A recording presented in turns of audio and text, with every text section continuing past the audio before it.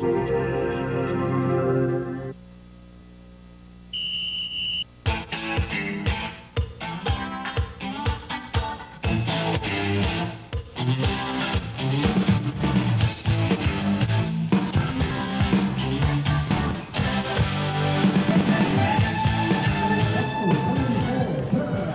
to the Durham College Athletic Center. My name is Ken Babcock, joined by Jim Buck, who will be bringing you today's play-by-play color commentary. And I'll be bringing you all the action here in Rogers Community 10. Jim, back again for another doubleheader of OCAA college basketball action. Jim, today, Seneca College from Toronto, Durham Lady Lords, arch rivals. We're in for a dandy tonight, doubleheader-wise. We'll start things off with the women. Well, I think the women's game should be exciting.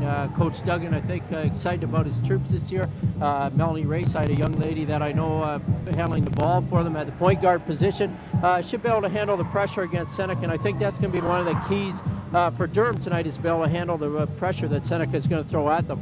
Well, absolutely. Durham coming in with a record of 1-1, hot off their first league victory, a huge 48-point victory over Niagara just last Tuesday. Seneca College right now coming in with a 2-1 record. They're fresh off their first loss of the season at the hands of the Humber Hawks. In fact, it was their first game at home all season long. They dropped that one 69-63. The Seneca Scouts here, 2-1, Durham 1-1. Durham 6-5 in the preseason, and Jim, as you both know, and I know, somewhat of a turnaround from past years where wins were hard to come by for the Durham women's basketball program. Well, certainly for Coach Duggan and Coach Doucette, it's a nice way to start the year, especially into some of the tournament play and exhibition play, to get some early wins. That's what you need to get going early, and it's an early season game, and it's a big one for them. Absolutely, Jim. We take a look at last year's standings. Durham 6-10, Seneca 8-8. So Durham has to get in the top 6 spots as we take a look at last year's standings. Fanshawe Humber at the top of the league. Look for some changes in that this year. And action's underway here from the Durham College Athletic Center. It's OCAA college basketball action. Ken Babcock here, along with Jim Buck, to bring you all the action of this college basketball doubleheader. The men on tap in the second half of our doubleheader, but we got women's action going right now. Seneca wearing the black. They take it to the hole here, taking it up strong for Seneca. Obviously on the boards all season long they've been strong. Coach Dwight Jonker as well, really pleased with his team's performance. Durham wearing their home white uniforms here, Jim, in the early minutes. Well, the one thing that I've seen early, Ken, that Durham's going to have to address very quickly is, one, they turn the ball over on the first possession, and you got to cut down the number of turnovers. The other thing is, on that last possession, Seneca had 4 shots at the offensive basket. Didn't make any, but obviously dominating the boards, and Durham's going to have to do something about that to stay in this contest. No question. With the ball, Vicky Ruth, number 23, bringing the ball up the court. Inside, definitely been a strong point. Off the rim, just off the mark there, and going to the line here for 2 shots will be veteran OCAA collegiate player, number 24, Allison Shand. Well, she went up strong, Ken. I think she's going to be one of the players that Seneca's going to look to all night to put the ball inside. Very quick off her feet, and looks like she's going to be pretty tough to stop on the boards. She's here for the first of 2 here at Durham College Athletic Center, home for all kinds of exciting events this season. And Seneca right now, an arch rival. We talk about rivalries just down the 401 and north on Highway 404. Seneca College, one of the arch rivals of Durham, not only in basketball, but all sports, and including soccer and volleyball, which we'll see all kinds of exciting volleyball action on Rogers a little bit later on this season. Well, it's nice to develop those rivalries with schools that are close by, and of course, once you have one with one sport, they tend to carry over. And as you know, the battle that you've had over the years between Durham and Seneca and women's softball certainly carried on, and now are happening again in women's basketball. We saw those two foul shots missed early, but Seneca right away went to some full court pressure. I don't think Coach Duggan has troops ready for that. Absolutely. Pressure there by Seneca defensively causes the turnover. Here's Ruth to inbounds on the end line. Shan off the mark again, 0 for 3 now from the floor. And this time the loose ball in the hands of Heather Smith. What a story she was 1 week ago, 21 points. Her college high, her first season of college ball, and that was her biggest output since her first year of high school ball at Thousand Island Secondary School. Heather Smith, a graduate and also a member of the OFSA AA winning championship team from Thousand Island Secondary School in Brockville. It's certainly one of those players that the coaches are going to look to help lead this team and get some scoring. You know, as you know, Ken, every team needs somebody that's going to score for you, somebody who wants to shoot the ball, and Heather, no stranger to putting it up, and you know, can shoot it from outside. He's got a pretty quick move to the basket, and Coach Duggan is going to have to rely on her and you know, to fill it up a little bit out there for them tonight. Absolutely. Meanwhile, on that play, Sharon Moore of Seneca opened the scoring here. 18-11 remaining in the first half. Seneca out in front 2-0 here in the early going of this OCAA college basketball game between Durham and Seneca. Durham College, the place to be all season long for exciting college action, high school action coming up a little bit later on. February 2nd and 3rd, the Oshawa Durham College Classic, high school senior boys basketball tournament, formerly the Oshawa Times Classic. It takes place right here at the Durham College Athletic Center, and Rogers will be there. And, you know, great opportunity, I know, for ourselves down from Loyalist to do some recruiting. One of the best high school tournaments around. It's a great opportunity to get up, to see some good high school basketball, and also a great chance to do some recruiting. A nice turnaround jumper. Shan gets that one to follow. Yeah, she very hits nice. the board now, and it's a really 4-point nice lead. touch on that shot, Ken. Absolutely. Tripney now, they break the press. Smoothly done. They have been working on that. Got to come to the ball. And we talk about first-year players right now. In fact, the starting lineup for Durham, 4 freshmen in the lineup. They've started 4 freshmen all season long for first-year head coach Mike Duggan. It sort of makes everything clear. First-year coach, yeah, we'll start 4 freshmen. Yeah, it can be tough. It can be tough from a coaching standpoint, but if the girls can gel and play well together, it certainly bodes well for you a year or two down the road. If you can keep a nucleus of girls together that are used to playing with one another, certainly makes it easier down the road. And right now, I think it's a matter of you know, some early jitters here, and the timing on the offense off a little bit. We've seen a couple sloppy turnovers here in the offensive end by Durham. Fiona Latang, number 15, was quarterbacking the ball. Trap defense there, tied up, draws a foul, however. Well, that one hurt a bit, Kenny. That was pretty good defense, I thought, by both Durham players there. A good spot, a good coaching job, obviously. They've been working on that. Great spot to trap the ball, and they had the trap there, and maybe a little soft on the foul. Here's Ruth inbounds it, number 11, Sharon Moore, who opened the scoring here for Seneca. Oh, there's a trap. A little bit of a walk there. That was number 10, Anne-Marie Darlington, second-year forward, wearing number 10. Not too many steps there. And Durham really trying to take advantage of the turnovers here. And that's one of the noticed marked changes over last year's team. Well, they did a better job that time, Ken, handling the pressure. Got the ball in the hands of Heather Smith, and she's very quick. She made a good heads-up play. One thing against the zone pressure, sometimes you can pass against it, but there are times when you can dribble against it. It was a good example there. Heather got the ball at the floor in a hurry, and unfortunately weren't able to finish off the 2-on-1 that they had. Richard Greaves signaling the call to the bench. Stephanie Cassian, who has had a wonderful start to her collegiate career. Stephanie averaging 18 points a game in just her first collegiate season, twice been named Tournament All-Stars in 2 events, one at John Abbott and also the Big 8 Classic here at Durham. She was an honorable mention. Melanie Rayside, a Tournament All-Star in that particular Big 8 event. And that's her first foul. Durham not too bad in fouls all season long. They managed to stay out of foul trouble. That's been one of their strengths here in the early going. Referees for today's first half of our doubleheader college action, Dave Cutler and Richard Grieve, veterans of the college basketball circuit in the Durham region. And you see them plenty of times doing key games at the high school level as well. And Coach Cutler, no stranger to this particular gym, Kenny. Absolutely. As you know, former coach here with the men's program and the women's program, and a lot of years here with the summer camp. So a pretty comfortable spot for Coach Cutler, now refereeing. A little different perception, a little different view for Coach Cutler. And a good one for him. Referee Cutler now. Yes. I don't know if he likes that too much, but certainly he's been around here a long time. And he's hung his mark on college basketball here at Durham and still actively involved in assisting with the summer sport camp program.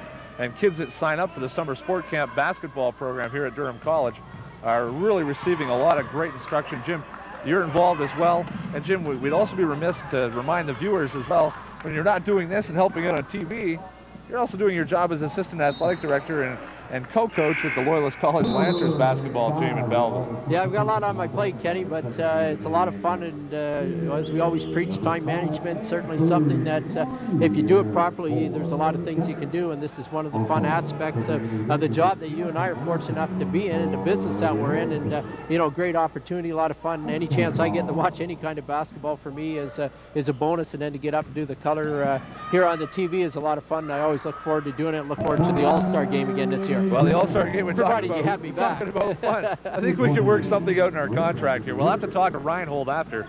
Reinhold directing today's program.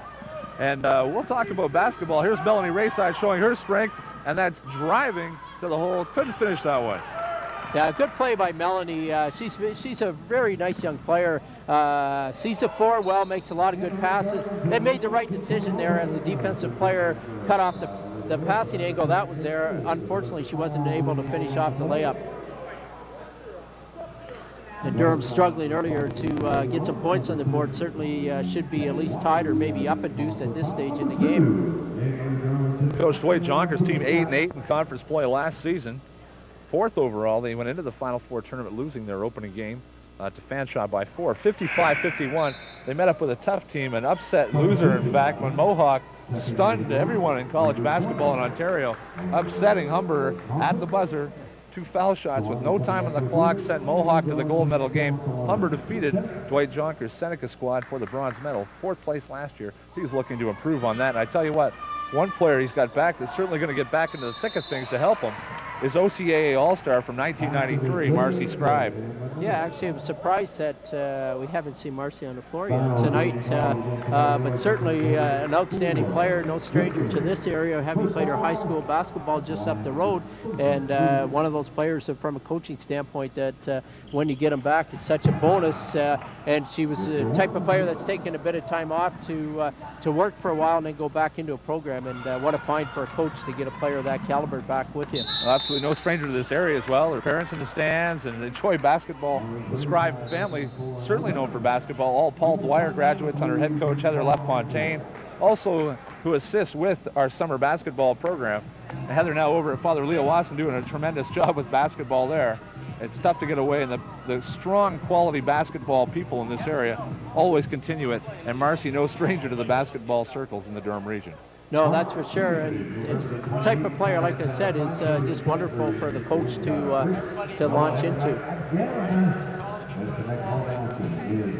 We take a look right now. The viewers at home can take a look at last year's one noticeable name in the Durham lineup who's now graduated from the program, All-Canadian center Julie Goodhouse, who twice, and we see her winning again there, 21.3 points per game, leading the OCAA in scoring 2 consecutive seasons. Obviously a hole to fill. It looks like they've managed to do it with some of the new recruits. Certainly Julie was a factor in their success the last number of years. Yeah, that's the type of player you'd like back in your lineup too. I know Coach Duggan would be very pleased to have Julie back in the lineup, but that's a wonderful accomplishment for Julie to make it as an All-Canadian and to have the success that she had here, and probably one of the best female players to put on a Durham uniform in a number of years, and certainly I know Coach Duggan would love to have her in the lineup tonight, and I think they'd have more than 2 points on the board if in fact she was in uniform.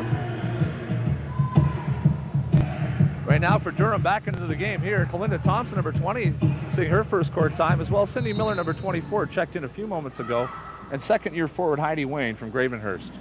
And they ran a very nice inbounds play there and got a nice shot off. Unfortunately, the ball just not rolling right now for the Lady Lords, having a tough time here getting it in. But, they're doing a lot of good things out there, and I think it's just a matter of time before they start getting some breaks.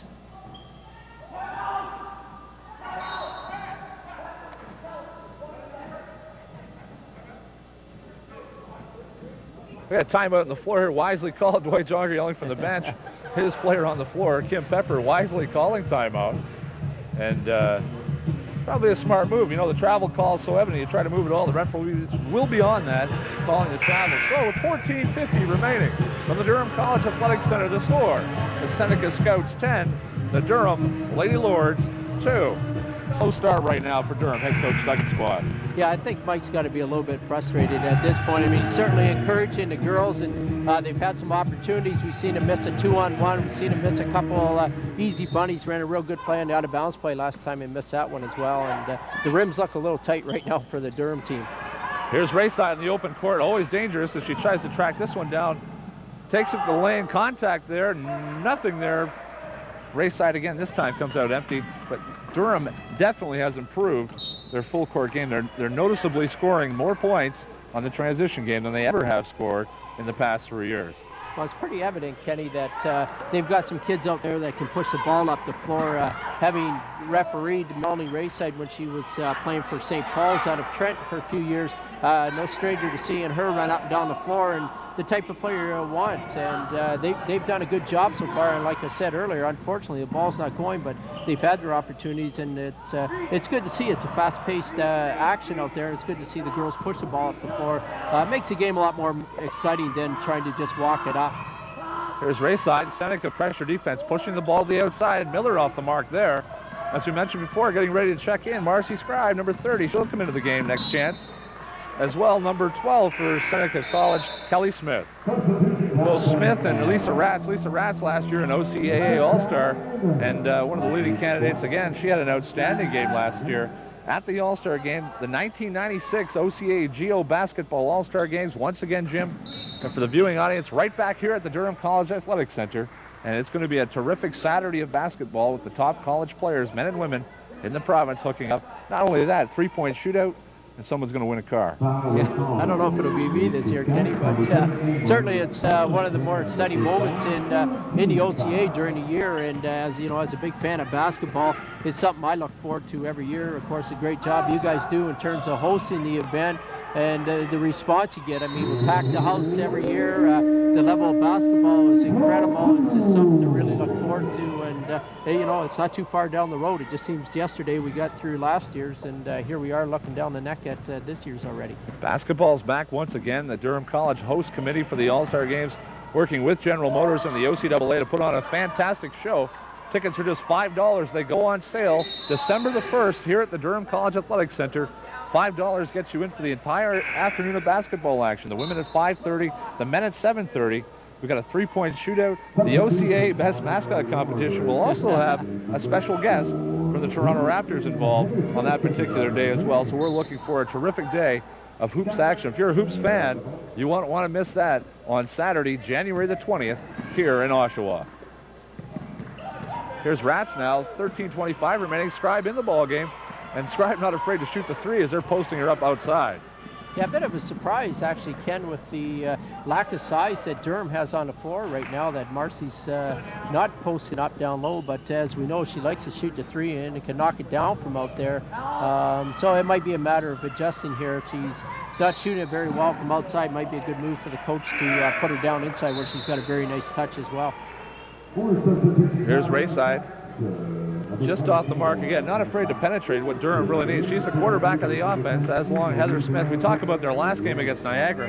Heather Smith and Melanie Rayside combining each of them the total of 43 points out of their guard positions. Not bad. Yeah, that's pretty nice. Always nice when you get a good guard tandem that can do all the things that you expect of them, handling the pressure, working your offense, and it's just a bonus when your guards can score. And I mean, that's a lot of times a big part of the team's offense is to have your guards contribute. And Coach Duggan and Coach Doucette got a couple young ladies that can do that this year, and they've got to feel good about that. Miller with a friendly glance off the glass there puts Durham back within 4. And here's Heather Smith waiting for her teammates to come up. Miller once again off the iron pepper rebounds. And Seneca in somewhat of control here with Lisa Ratz. And they break the ball back down court. Yeah, I thought maybe on that last possession that Lisa might have kept going herself. She unselfishly made a nice pass to the wing, but the offensive player was a fairly far distance away from the basket. And I think Heather could have kept going and probably had a fairly good little shot herself at the basket. Sometimes as a guard, you got to be a little unselfish. Have to be, and as a former guard, that was always it really controls everything, except when you shot the ball every time. That's when they didn't have a three-point line, though. That's right, yeah. And boy, just think about stats what it could have been. Here's Rats again, full court. One-on-one, Miller back to defend. All kinds of white jerseys around. Here's Scribe, and she can certainly take it to the hole as well. In and out there for Scribe. Miller clears. Here's Smith now in trouble. Oh, wide open. Just missing it. Seneca a little bit of trouble on their press there. Had all 5 girls within the foul line and in, and the Durham girl was wide open down the court, but unfortunately the guard missed her, and it's just one of those things that you want to take advantage of. Tara Trimney out the mark. Wayne saved it. It's going to be Durham ball. Heidi Wayne, a second-year forward from Gravenhurst District High School, and Heidi really coming to her own now. Didn't see a lot of time last year, playing time in fact, and wishing to see her stats improve. She was a quality scorer in high school, took her team to single A offset twice, and she's starting to get a little more confidence now each minute she plays, and they're really going to need that, averaging just 4.3 points per game. Played in all 16 games, didn't see a lot of court time at times, but she's really stepped that up. She's averaging 8 points a game this season. Durham's doing a real good job here, Kenny, getting back. 2 things that I noticed that they're doing, getting back very quickly defensively, and they're getting their hands on a lot of loose balls. Heather Smith, Melanie have both had a couple quick picks there, and like I said earlier, I mean, they're getting out on the break, with just not one reason or another, not finishing off, not making the right pass at the right time, or taking a shot when probably it's open. Darlington checks back in for Seneca College. Number 24, Allison Shand, actually checks out. She's got 4. 6-point lead, 11 minutes, 11 seconds remaining. You're watching OCAA college basketball action from the Durham College Athletic Center on Rogers Community 10. Heather Smith at the line here, looking to complete both. She gets the roll, an 80% foul shooter in high school. When she went to the line, and she didn't go very often, but when she went to the line, she hardly ever misses. Well, and a great opportunity when you got somebody to make the foul shots to run some full court pressure, which we just seen, and they got the turnover off it. Unfortunately, they turned the ball right back over to Seneca. Fortunately, got a break there on the ball, loose ball, and it'll be back in Durham possession. But you know, it's nice that you've got somebody who can knock the foul shots down, because it certainly gives you a good opportunity to run that full court pressure.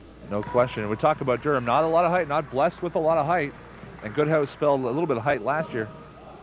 Here's Cassie in the middle. She works the post fairly well, and she's not afraid to take on any of the big ladies in the OCAA, and she's proven that so far, especially going against some of the premier centers in the CCAA across Canada, against John Abbott and also against Southern Alberta, who they played twice already in the opening preseason.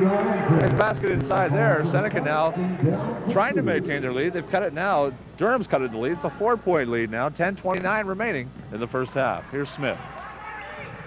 Certainly Durham getting some opportunities again here. Kenny being very patient offensively, running a high post offense with Stephanie Cassian up top, and the Seneca zone seems to be sloughing off that. So those opportunities are there, you know, and they're working the ball fairly well. You just got to finish.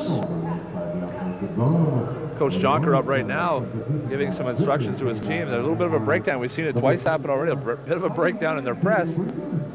Whether they're working on something new or not, it seems to be falling down a little bit here. Durham working their press break here. We'll see the Seneca coach sit down too often. He likes to stand, likes to work the sideline a little bit, and you know, he's into the game, and it's good to see. Miller just about hanging on. Oh, big block there. And Marie Darlington out of nowhere, not a shot blocker, but she just hit the stat sheet in that column. Yes. Yeah, very, very good timing on that particular play. It's one that a lot of times coaches don't like to see, because probably 7 out of 10 times you get called on a foul, but that was all ball on that one. Then she comes back down, hits a little 15-foot jumper. Now Darlington there, that's her second bucket. She has 4. Here's Rayside, number 11. A good job there by Melanie once again, getting the ball up the floor in a hurry, and then recognizing that a double team was coming and reversing the ball back into the middle of the court. And very nice offensive play there by Durham, getting the ball inside again to Stephanie Cassian. Smith, nice give and go to Cassian, the center, number 54, lays it in. She's got 4. More importantly, cuts the lead to 4 here. Scribe left side, wide open now from 3-point range. They elect not to shoot it. Steal picked away there. Smith handily. Shot clock's at 10 now. Scribe, nice look inside. Darlington for 2. She's got 6. Durham doing a good job, Kenny, defensively on the perimeter end of things, but inside, Seneca is just having their way there. They're getting a very easy time of getting the ball inside and scoring a lot of easy baskets, and I think that's something that the coaches are going to have to look at it and try and make an adjustment to. Stephanie Cassian calling timeout for head coach Duggan on the floor. 8:41 remaining. We're going to take a break here in the action with 8:41 remaining. The score, Seneca 18, Durham 12. You're watching OCAA college basketball action on Rogers Community 10.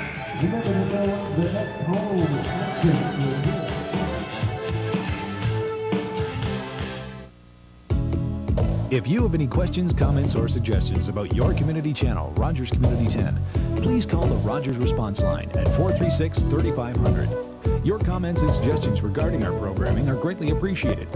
If you have any questions, don't forget to leave your name and phone number. That's the Rogers response line, 436-3500, or write to Rogers Community 10, 301 Marwood Drive, Oshawa, Ontario, L1H 1J4.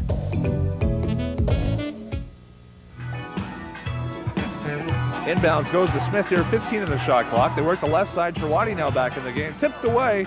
Here's Scribe with the ball. She'll give it up here. They set the offense here. Letang working inside. Big block there. Tripney goes up. And a big rejection by Tara Tripney, the first-year forward. Tripney in sports a minute, enjoying her first season here at Durham College. A graduate of Innisdale Secondary School, and that rings a bell. Yes. Same high school the head coach Mike Duggan graduated from. Well, at least we think he graduated from. That's what we're told. So long ago, we're just not sure. But those are the things you got to do. I mean, if you've got a contact somewhere, you might as well work them, and Coach Duggan's made a good find there. Tipped away. Seneca on the loose ball picked up. Montout with the ball. Scribe waits for her teammates. Here's Letang.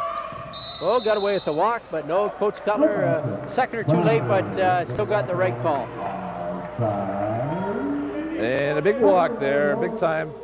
Here comes Durham with the inbounds now. They're looking to cut it to 2. They haven't been able to get to 2 since the early going of the game when it was 2-0. Here's Heather Smith.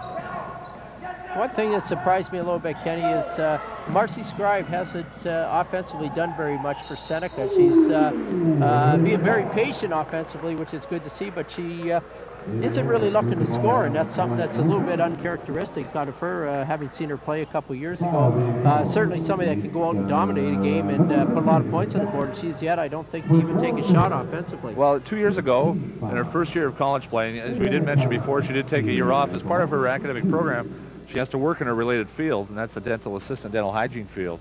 And 18.5 points a game, scoring average for Marcy Scribe. And not only did she do that, she was just a terrific shot blocker. So probably easing back into the system. She's back into the program now after taking a year off. She did, however, play with the Seneca alumni on a regular basis last season. But I'm sure we'll see more of Marcy improve as the season goes on, because there's no doubt she's one of the premier players in the province. Yeah, just a cardinal sin right there by the Durham press. Did a good job in the front court of it, but the two back girls were up way too high on the press, and Seneca had a very easy time of it. But once they made that second pass, one of the Seneca players was wide open underneath, and one of the Durham players have got to be back in that situation. If you're going to run that 1-2-1-1 press, the back person's got to be back to pick up that last pass, and nobody was nowhere near it. There's Cassian going to the line, first-year center. Cassian playing the center. She's really a big forward at 5'11". Hometown is Kingsville, and she attended Kingsville High School, averaging 18.1 points per game thus far through 12 games, including preseason. The Lady Lords 1-1, and they're counting on Cassian to light up the scoreboard day in, day out. But not only that, play some terrific defense, and she has taken on the elite centers so far in the league, and proven the fact they won't be a walkover this year. Durham in tough, actually led by 4 against Fanshawe on the road in London. They ended up losing the game by 12, but Cassian doing a great job there, and a really tender ankle that she suffered in the Big 8 Classic held here at the athletic complex, and really come back strong. She appears to be okay, and Coach Duggan, I'm sure, taking her time, because it is a long season. It runs till March, and a nagging injury like that could last a long time if re-injured.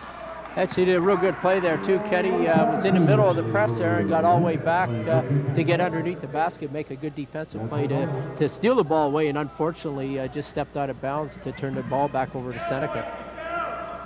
Scribe on the inbounds. Letang double team. Tripney tries to help out, not in time. Bucket for Letang, her first. Now it's a 7-point lead for Seneca quickly. Here's Rayside. A little bit of a lax there. Kickball is going to go in favor of Seneca. Fresh 30, 6:50 remaining in the first half. You're watching OCAA college basketball action from the Durham College Athletic Center on Rogers Community 10. Ken Babcock here along with Jim Buck bringing you today's play-by-play. And right now Seneca in charge, up by 7. They're looking to add to their lead. And going back to the interior where they've had a fair amount of success here. Now outside, now knocking down the outside jumper, so making things even tougher for Durham to defend. Big league play there. Dennis Rodman posting up there big time. Stop and pop with the quick first step. And Anne-Marie Darlington has 8 points now for Seneca. And one of those soft fouls that you don't see called very often in the midcourt. Certainly a break for Durham. Would look like possibly going to turn the ball back over against the press, but got a call, and in a situation where they're shooting a bonus now, we'll send number 10. Who we got here? Oh, Colleen Chertway at the line. Unfortunately missed the front end of the one in bonus. And Seneca out and running again. Here's Letang getting ready to check in the game. We talk about three-point outlets. There's Scribe. She hits the board. That's her first bucket. Marcy Scribe on the score sheet. And it looks like she's got that old touch. A really nice, that's a tough spot to hit a shot on the baseline there, about 10, 12 feet away without using the glass at all, and a real nice soft touch, and had great rotation on the ball. Tough to stop that. 15-foot J there. And Scribe has 4, and more importantly, a 13-point lead. Coach Duggan does not want to see his team dribble through this press. Now, the girls aren't getting in very good position at all. You know, girls are running away from the ball instead of running to it, and the coach is going to have to address that in a timeout. Heather Smith trying to do it all, doing a good job, but against his own pressure, Kenny, you got to get some help, and the girls are running away from the ball instead of running to it. You got to get somebody in the middle of that pressure to help get the ball to it and then get it out in the wings, and away you go. We got a timeout on the floor here. Durham calling timeout. 5:56 remaining in the first half. The score, Seneca 28, Durham 15. You're watching OCAA college basketball action from the Durham College Athletic Center on Rogers Community 10. We'll be back after this short break.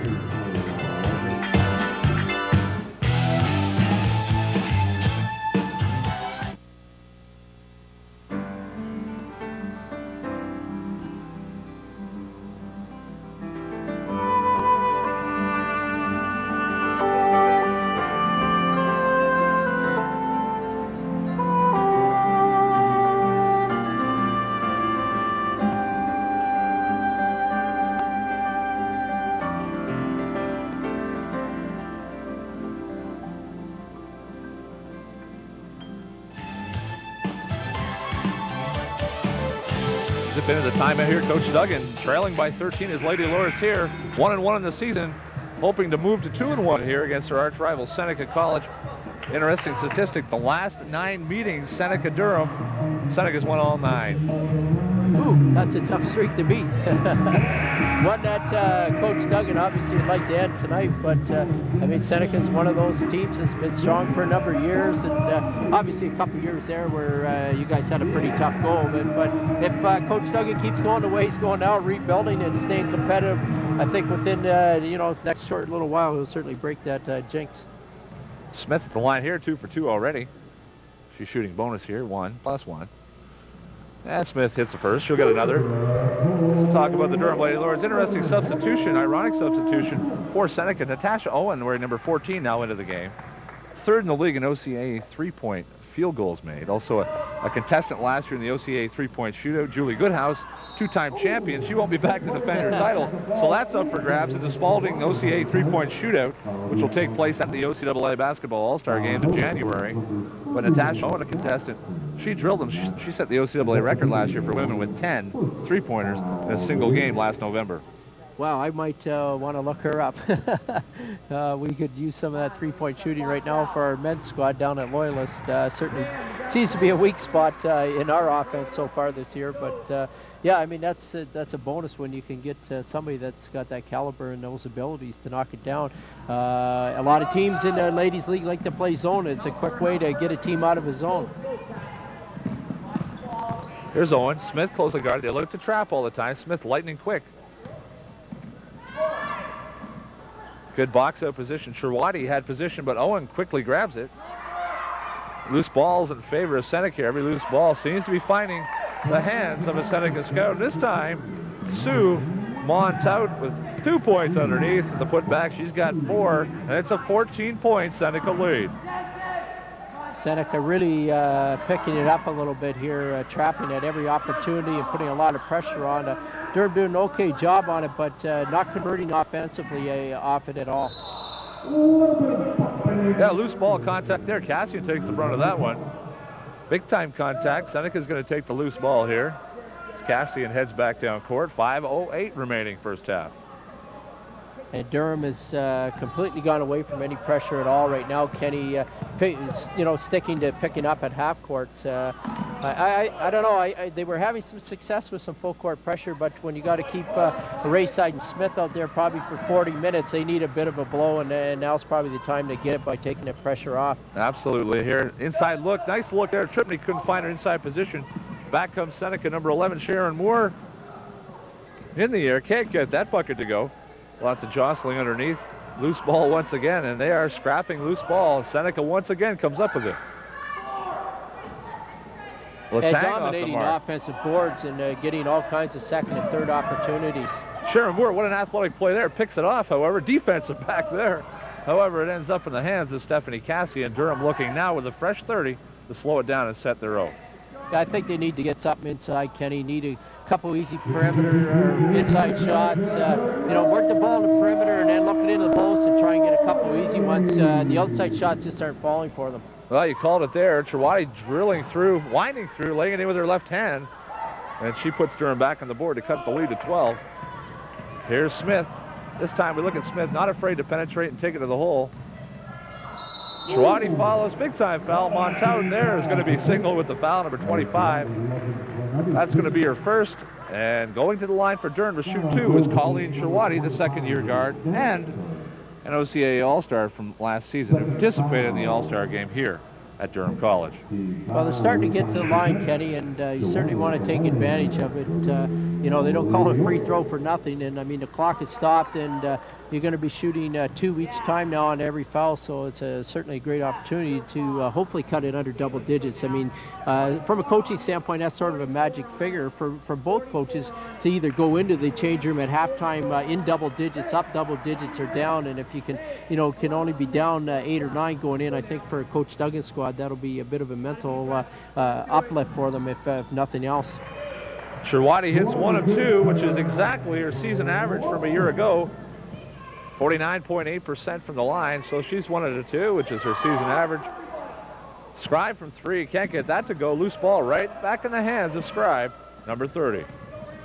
Well, when things are going well for you, even they're dominating the offensive boards, especially all the misses down and low, but then they shoot three-pointer, and as the case, most three-point shots that are missed usually come off the front end of the rim, and rebounds are fairly long, and Seneca even got the rebound on that one, so things just aren't going Durham's way. 5-second violation there, counted down against Durham. Seneca will take possession with 3:31 remaining. The first half here from the Durham College Athletic Center. Scribe inbounds. Lots of motion. Pepper posts up underneath. Heidi Wayne reaching in. It's going to be signaled for the foul there. Man, we got 2 shots coming up here, and Durham now, with the foul advantage, is creeping up on bonus. This one's 2 shots, 6th team foul first half for Durham. Probably the one thing that has maybe gone right for Coach Duggan is that they haven't got into foul trouble and don't have any one individual in foul trouble. And I mean, that's another thing from a coaching standpoint that, you've always got to keep an eye on. You don't want your key players picking up 3 in the first half. Chris Pepper had a violation on the first one there. Pepper makes good on the second one. 12-point lead. Here's Smith now. A little bit of floor time. She can move the ball when she gets some open court. They have to look to pass the ball up court if they could and run the middle. Nice pass to find Heidi Wayne, wide open under the basket, and Wayne makes sure that one. She's got 4 now. Yeah, a very good play there, Ken. Unfortunately, she was wide open about 10 or 15 seconds earlier, and nobody spotted her down court, but fortunately they capitalized anyways and got that easy bucket. Here's Moore, switches back Scribe now. Smith jumps out to help out. Cassie, nice front defense. They battle for it there, unlucky. Loose ball foul there. Tough one. Pepper, Cassian battling for it. Cassian guilty there. And for Cassian, that's her third. Coach Duggan didn't want to see her pick up her third foul. That was a big case last game. Cassian had picked up 4 fouls fairly early in the game. Cassian checks out now with 2:53. Coach Duggan not wanting her to pick up her 4th foul before the end of the half. No, certainly, and that was a tough one. I mean, we just talked about that, about getting 3 in the first half makes it pretty tough. And when you don't have a lot of size, and she's your one big player and has been playing pretty well for him, it's pretty tough that she's got to go out with 3 fouls. And it's certainly from a coaching standpoint, Kenny, you can't take a chance of putting her back in at this point the rest of the half. Here's Smith here, Rayside. Durham, good job, press break. Go to the middle. They just had to rush it. They rushed it a little bit. So holding the ball and slowing and then dishing it off to the wingers, filling the lanes. Just a little bit ahead of themselves. They got the right idea. Durham's going to keep the ball now, inbounds underneath Seneca's basket with 2:26 remaining. And once again, Heather doing a very good job, but very evident that she's left-handed, strictly staying to the left-hand side of the floor. Had she been able to have a little crossover dribble there and go to the right hand, probably would have had a better chance at scoring an easy bucket there. Rayside back, trying to help out against Monteau. Sue Monteau will go to the line here to shoot 2. Rayside picks up the foul. A good hustle by Melanie to get back on that. Again, as we said earlier, every time, most times anyways, that you leave your feet to attempt a block, you're going to get called for a foul. And that was the case there, but one of those fouls from a coaching standpoint, that's not a bad one to give up. And Melanie's only her first foul of the game, so she's got lots to give yet. Off the mark of the first one now, 2:20 remaining here. Monteau at the line, 68% foul shooter for Seneca. And get ready for some more Seneca pressure here, Kenny, especially if she makes a basket. We've got a violation, though, so she'll shoot again. And double violation there, both. Originally was called a double. In fact, Heather Smith guilty stepping in there. A number of white shirts. We're not sure who did, but we've got another one here. Off the mark, 0 for 2. Scribe, follow. It's good for 2. Marcy Scribe very quickly. It wasn't too long ago, Ken, that we said she'd been pretty quiet. All of a sudden, probably with about 8 quick points, and you know, that's sort of the thing that we're used to seeing out of Marcy Scribe. Can hit that outside jumper, but tough on the boards and gets a lot of putbacks. Here's Trewady to run the middle. That's what they want to see. Here's Smith. However, loose ball, left-handed once again. It's checked away off her leg. Seneca back down court, and they'll set up their half court with a fresh 30 here. Colleen Trewady with some very quick hands between her, Rayside, and Smith. They certainly get their hands on a lot of balls, making it very tough for Seneca against the pressure they are hitting. Scribe on that one, 3-point attempt, falls short, however, right in the hands of Lisa Ratz. She lays it in for the putback there, and Seneca now rolling away here in the first half. Oh, you got to pass it there, Kenny. Waited way too long. You had a 3-on-1. And Heather Smith, instead of going to the right side, should have gone to the center of the floor, and Vanessa Gibson was wide open. You know, those are those opportunities when you're down a bunch early that you got to make those and make the plays happen for you. A little bit of exchange there. Wayne smartly throwing it off of Kim Pepper, who quickly threw it back, trying to catch Heidi Wayne in the air out of bounds. Coach Duggan better notice quickly, only 7 seconds left on the shot clock, and I don't think the girls are aware of that, although I guess they were because he got a quick shot off. Apparently they were. 1:20 remaining. Smarter than I give credit for. Fresh 30 now, 1:15 now remaining. Here's Scribe, right side Letang. And she's going to walk on the end line there. Turn the ball over to Durham here. And Durham in action. We talk about the first half of the OCAA season. We are underway college basketball. Why Seneca in their early going opened their season on the road at Niagara with a 79-43 win. Also, they defeated Mohawk 77-22. And most recently, last week, they dropped a 69-63 decision. Scribe lays it in. She's got 10. She leads all scorers. And that's not the kind of bucket they want to give up in the dying seconds here for Durham. Now that one really hurt, Kenny, because Durham had a couple girls, if they are standing still again, as we talked about earlier, the girls on the wings are just standing there, not coming to the ball, and Melanie Rayside got the ball in the middle of the key and quickly had 3 Seneca players on her, nowhere to turn, and got a little bit frustrated, and Marcy Scribe with a quick turnover and a quick bucket. Here's Heidi Wayne in the second year, Law and Security Administration here at Durham College. Her first year in the program, taking general arts last year. 33 from Gravenhurst, Ontario. Enjoying her college collegiate year. Also a 2-sport athlete, Jim. College goalkeeper on Durham College's women's soccer team, which came within a goal in OCAA women's playoff action of defeating the eventual national champions from Seneca College 3-2. You saw something rather comical there that after Durham made the second foul shot, one of the Durham players took the ball out of bounds under the Seneca basket. Just about had everybody fooled for a minute there. Coach Duggan working on that aggressive play. They're really aggressive on that one. Fooled everyone. Here's Letang, 40.2 seconds remaining. Letang again, 12 on the shot clock. Here's Rats. Scribe posted up left hand side, wide open for 3. Elects not. Smith pops out. Scribe, nice move to the hoop. 24 seconds on the shot. Shot clock now a factor. It's turned off. We're under 20 seconds. Rayside now controls the ball for Durham. They'll look to get a bucket heading in at the half here. Probably a smart thing for Coach Duggan. He hasn't looked up the clock yet, but probably the smart thing for him to do is to let his ladies know of how much time is on there and settle for one shot to end the half, try and score, and don't let Seneca have another opportunity. Probably going up a little bit early. 9 seconds. Smith lets go a 3, follows it up. Good hustle there. They battle for it. Seneca comes up with it. Dying seconds. And the horn sounds to end the first half from the Durham College Athletic Center. OCAA college basketball action at the half. It's a Durham Lady Lords trailing Seneca. The score, Seneca 39, Durham 23. We're at halftime here from the Durham College Athletic Center. Ken Babcock along with Jim Buck will bring you all the action from the second half. We're going to take a break right now. You're watching OCAA college basketball action on Rogers Community 10.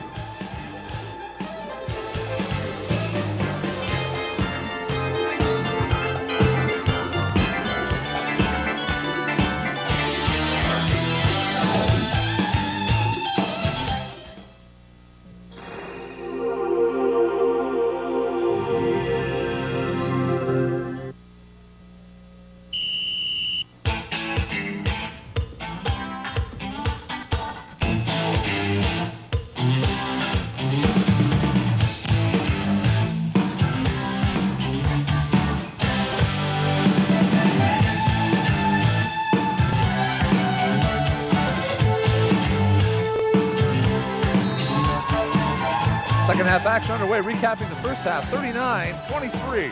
Seneca leads here. You're watching OCAA college basketball action. Ken Babcock along with Jim Buck bringing you today's play-by-play in the first half of our college doubleheader against Seneca College. Right now in the early going, Durham needs to take a little bit of the pressure off themselves by beating Seneca's pressure. How's that? Yeah, well, I think that's what they've got to get off to a good start. They've done a good job defensively, got a quick turnover. Now what they want to do is not turn the ball back over, and they've got to have some runs here. They've got to get some of those 6-8-0 runs, get themselves back in a ball game. If they can do that in the first 8 or 10 minutes of the game, and then get it under double digits again for the second 10, then pick away at that. But early on, that's what you got to do. You got to keep this one tight and not let it get away from you too quickly. Lisa Ratz with a heads-up play there, throwing it off of Heather Smith out of bounds. Seneca maintains possession. We're in the early minutes of the second half here from the Durham College Athletic Center. Durham trails by 16. The leading scorers will run down the first half for Seneca. Marcy Scribe led all scorers in the game in the first half with 10. And she just misses the mark there at the front rim. And here's Rayside. Anne-Marie Darlington had 7. Rayside all the way down the court for 2. And Durham opens the scoring in the second half. A good play by Melanie. That's what we talked about earlier, Ken. Continuing on and going to the basket when you get those fast break opportunities. And it was a one-on-one situation. There. Absolutely. Got a player down. Rayside hit the floor hard there. Collision underneath Shand, and Rayside slow to get up here. Tara Trippi with a big block just prior to that. We got a stoppage in the play here. Seems to be holding her hip a little bit. That's a tough area to get hit on. The floor doesn't give too much, as you know, Ken, and looks like both players are okay and ready to go again. Here's Tripney inbounds. Have to work it away. That's it. They move the ball to the middle. Except Aaron pass telegraphed a little bit there from Cassian to her winger. Sharon Cook seeing her first action of the game, number 4 for Durham. Nice left hand stop and pop there. Marcy Scribe. Seneca's on the board in the second half, and she's got 12. Very good play there. Durham actually initially handled the pressure, but then another sloppy turnover and a great shot by Marcy Scribe. Underneath the basket, took herself away and laid it in off the glass with the left hand. And like you said, it's got 12 points. It wasn't that long ago we were talking about Marcy not scoring much early, and all of a sudden she's the leading scorer and looking to turn it up a notch for Seneca. Here's Rayside, Scribe on her, posting up outside. Smith now, 18:28 remaining second half. Rayside now, 10 in the shot clock. They got to look inside quick. Cassian could find the handle. Here's Darlington. Oh, great opportunity to run a double team there, but unfortunately Heather Smith ran away from that spot. Here's Ratz, swing it the other way. Letang, nice move to the open spot. She drills the 8-footer. Fiona Letang, her first bucket of the second half, and she's got 4. Here's Tripney right into trouble. Big time offensive foul. We saw that one coming a mile away.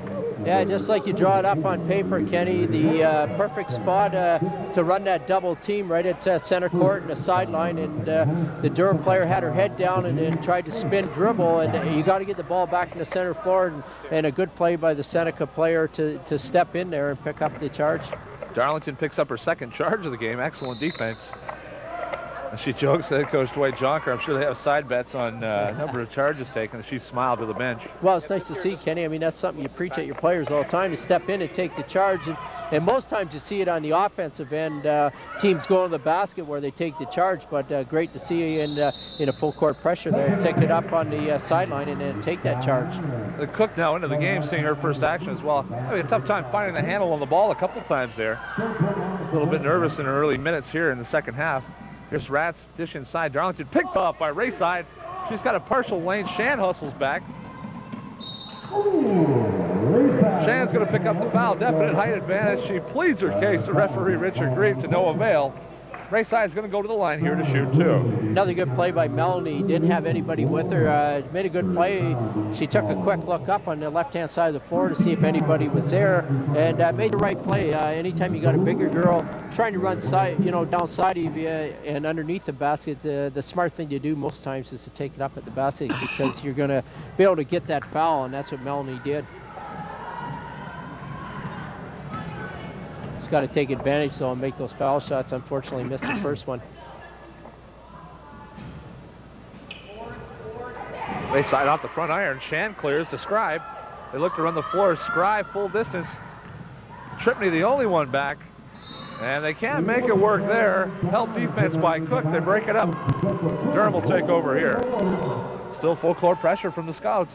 Yeah, it's a smart play by the coaching staff of Seneca.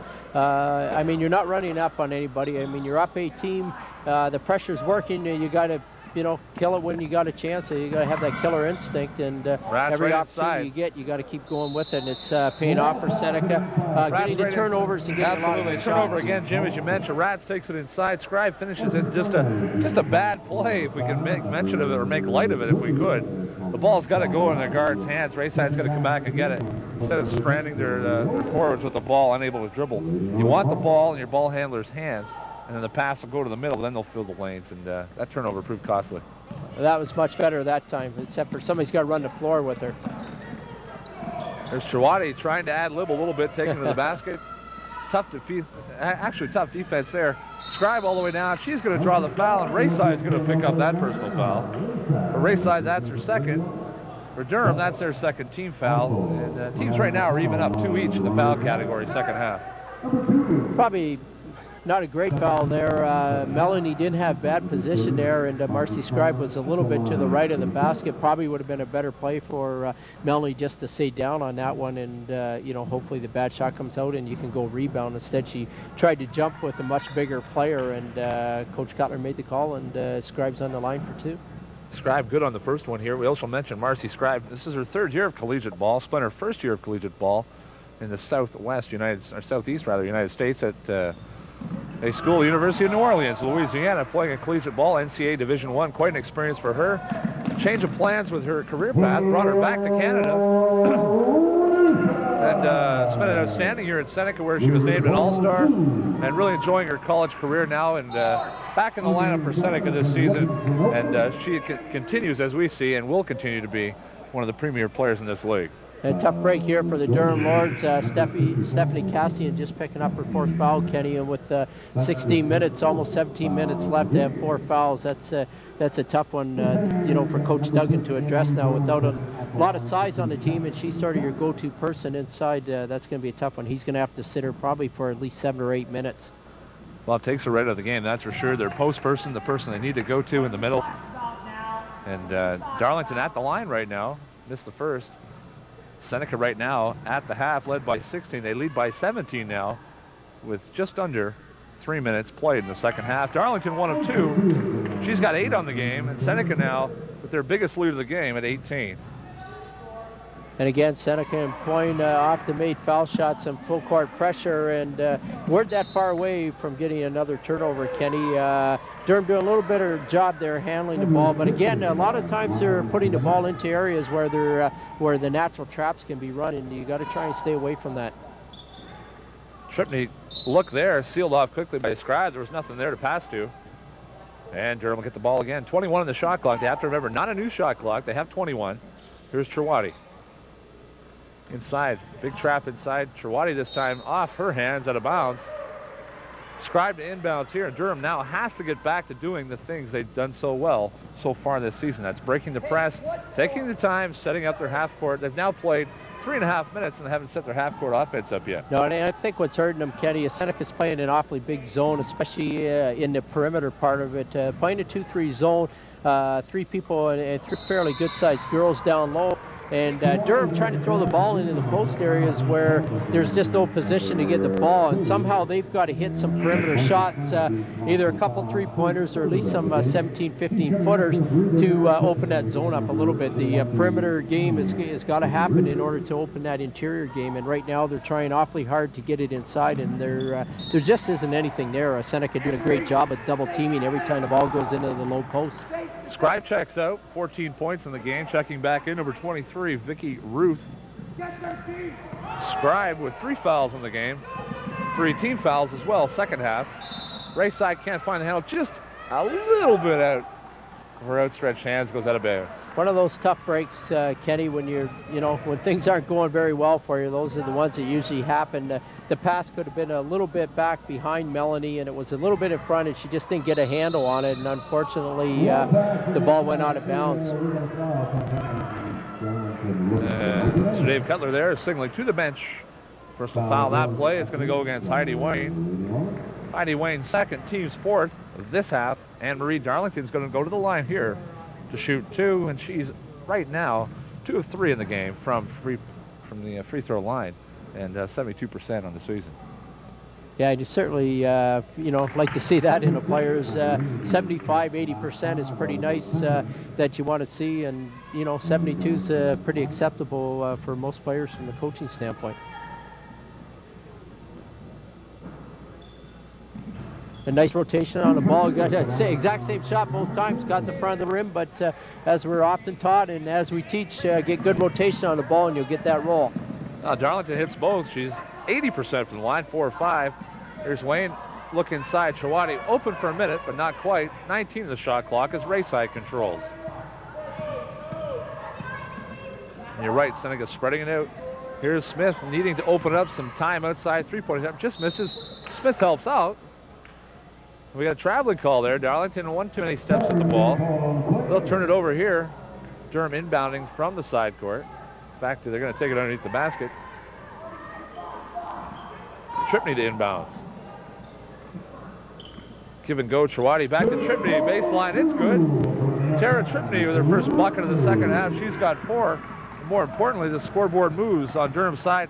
Very close to being an over and back there. Very close. Yeah, nice once again, Kenny finally got another easy one down inside. Good out of bounds play. Had they been a little quicker, though, the Seneca team wasn't aware that last call was that the ball was going to go into Durham's hand. And the post player, number 33, Heidi Wayne, was wide open inside. Unfortunately, missed her with the initial pass, but they did get the easy bucket. But unfortunately, another foul, and Seneca back at the line again. Fiona Letang at the line for Seneca, her first year electronic technology course. Wearing jersey number 15. A line violation is going to go against Fiona. Her foot touched the line. Probably where she pointed there, just to make sure. Coach Cutler, or referee Cutler, I should say, was very quick to point that one out, and Durham, quick transition to get the ball up for her, but unfortunately just another turnover. Heidi Wayne there, she was going for looking for someone for the alley-oop there, but she had the J. And again, Coach Duggan's working with her assistant coach, Paul Doucette, trying to get her to shoot the ball more within 15 feet because she has an excellent shot. Yeah, and you got to take those chances, Kenny. I mean, when you get an opportunity like that, you at least got to get a shot on the basket. Right now, Durham's just turning the ball over a great deal against this Seneca zone, and there are a lot of holes in it, but a lot of times the girls are just holding the ball too long. Much better that time. Nice speed there. Tripney hit. She's got 6. Durham trails by 16 now with 14:41 remaining, second half. A good job by Melanie Rayside there. Shan off the iron, right into the hands of Heather Smith.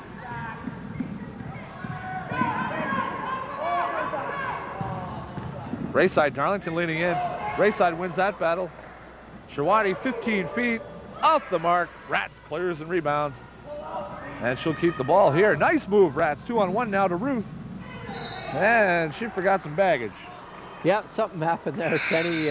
It's one of those things back and forth, and play getting a little bit scrappy here in the last couple minutes.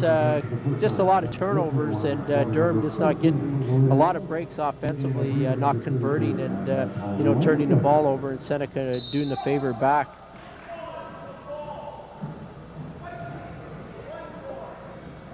The foul away from the play, that's going to go against Vanessa Gibson, who's just checked in for Durham, replacing Heidi Wayne, who checks out. Heidi Wayne checking out with 6 points, all in the first half.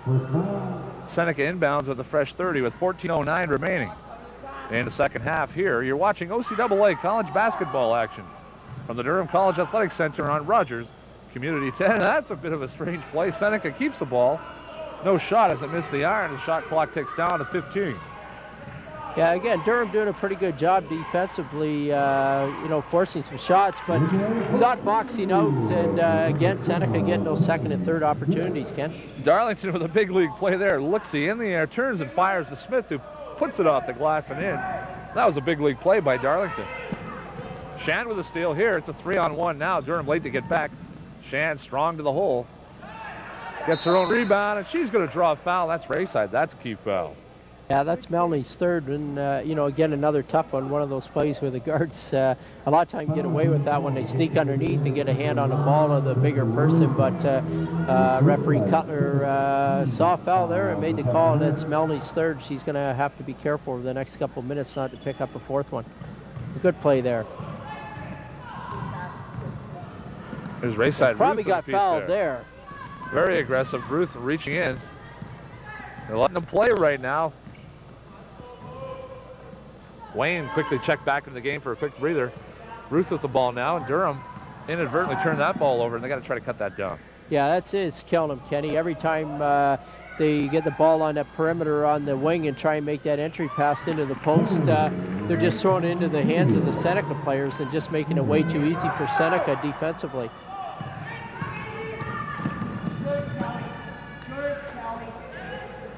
Smith now, Rayside at the top.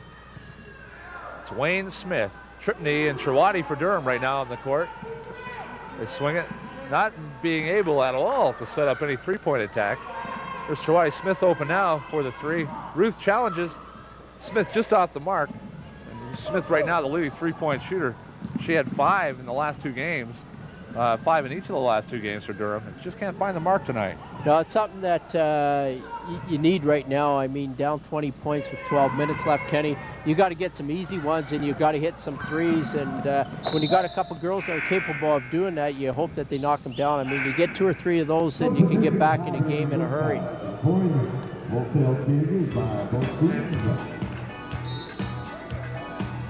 Yeah, 20-second timeout here on the floor. Right you are. They have to keep moving the ball. 20-second timeout. We take a look at the crowd here. You're watching the OCAA college basketball action on Rogers Community 10. We'll be back after this short break. If you have any questions, comments, or suggestions about your community channel, Rogers Community 10, please call the Rogers response line at 436-3500. Your comments and suggestions regarding our programming are greatly appreciated. If you have any questions, don't forget to leave your name and phone number. That's the Rogers response line, 436-3500, or write to Rogers Community 10, 301 Marwood Drive, Oshawa, Ontario, L1H 1J4.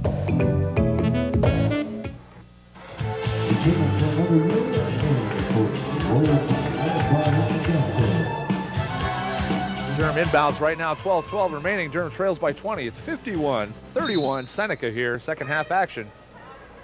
Inbounds here, Wayne looking outside. Smith pops open for 3. Cassian controls now, 23 on the shot clock. Opposite side, race side. Nice dish inside. Cassian, excellent post moves. She's going to draw the foul there. That's Cassian's bread and butter play there. Excellent post moves inside. They need her. To be successful, they need her to go to the line at least 10 times a game.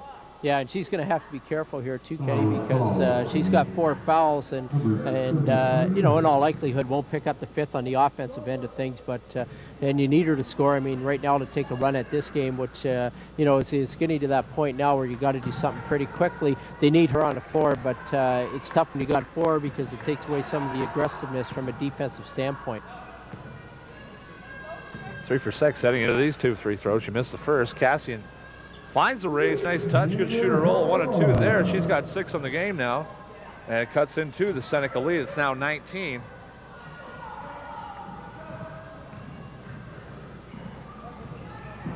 Loose ball there. Wayne hits the floor hard. Seneca player hustling. That was, I believe, Kelly Smith hustling after the ball as we take a look at her there. She's back up, ready to go.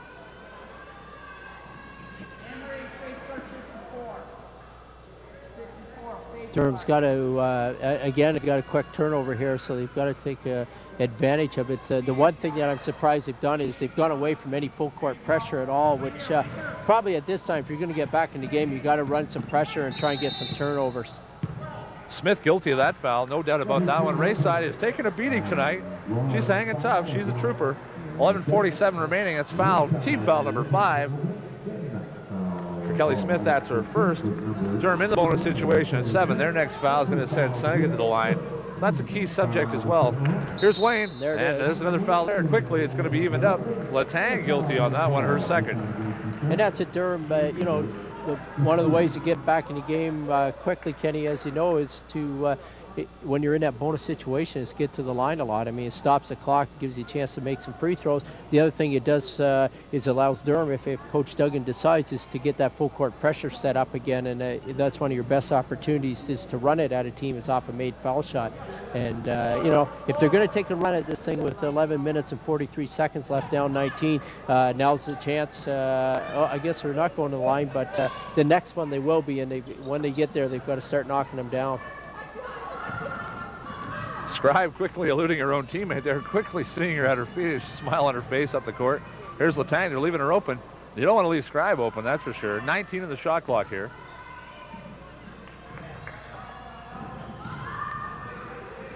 Pepper looks inside Darlington.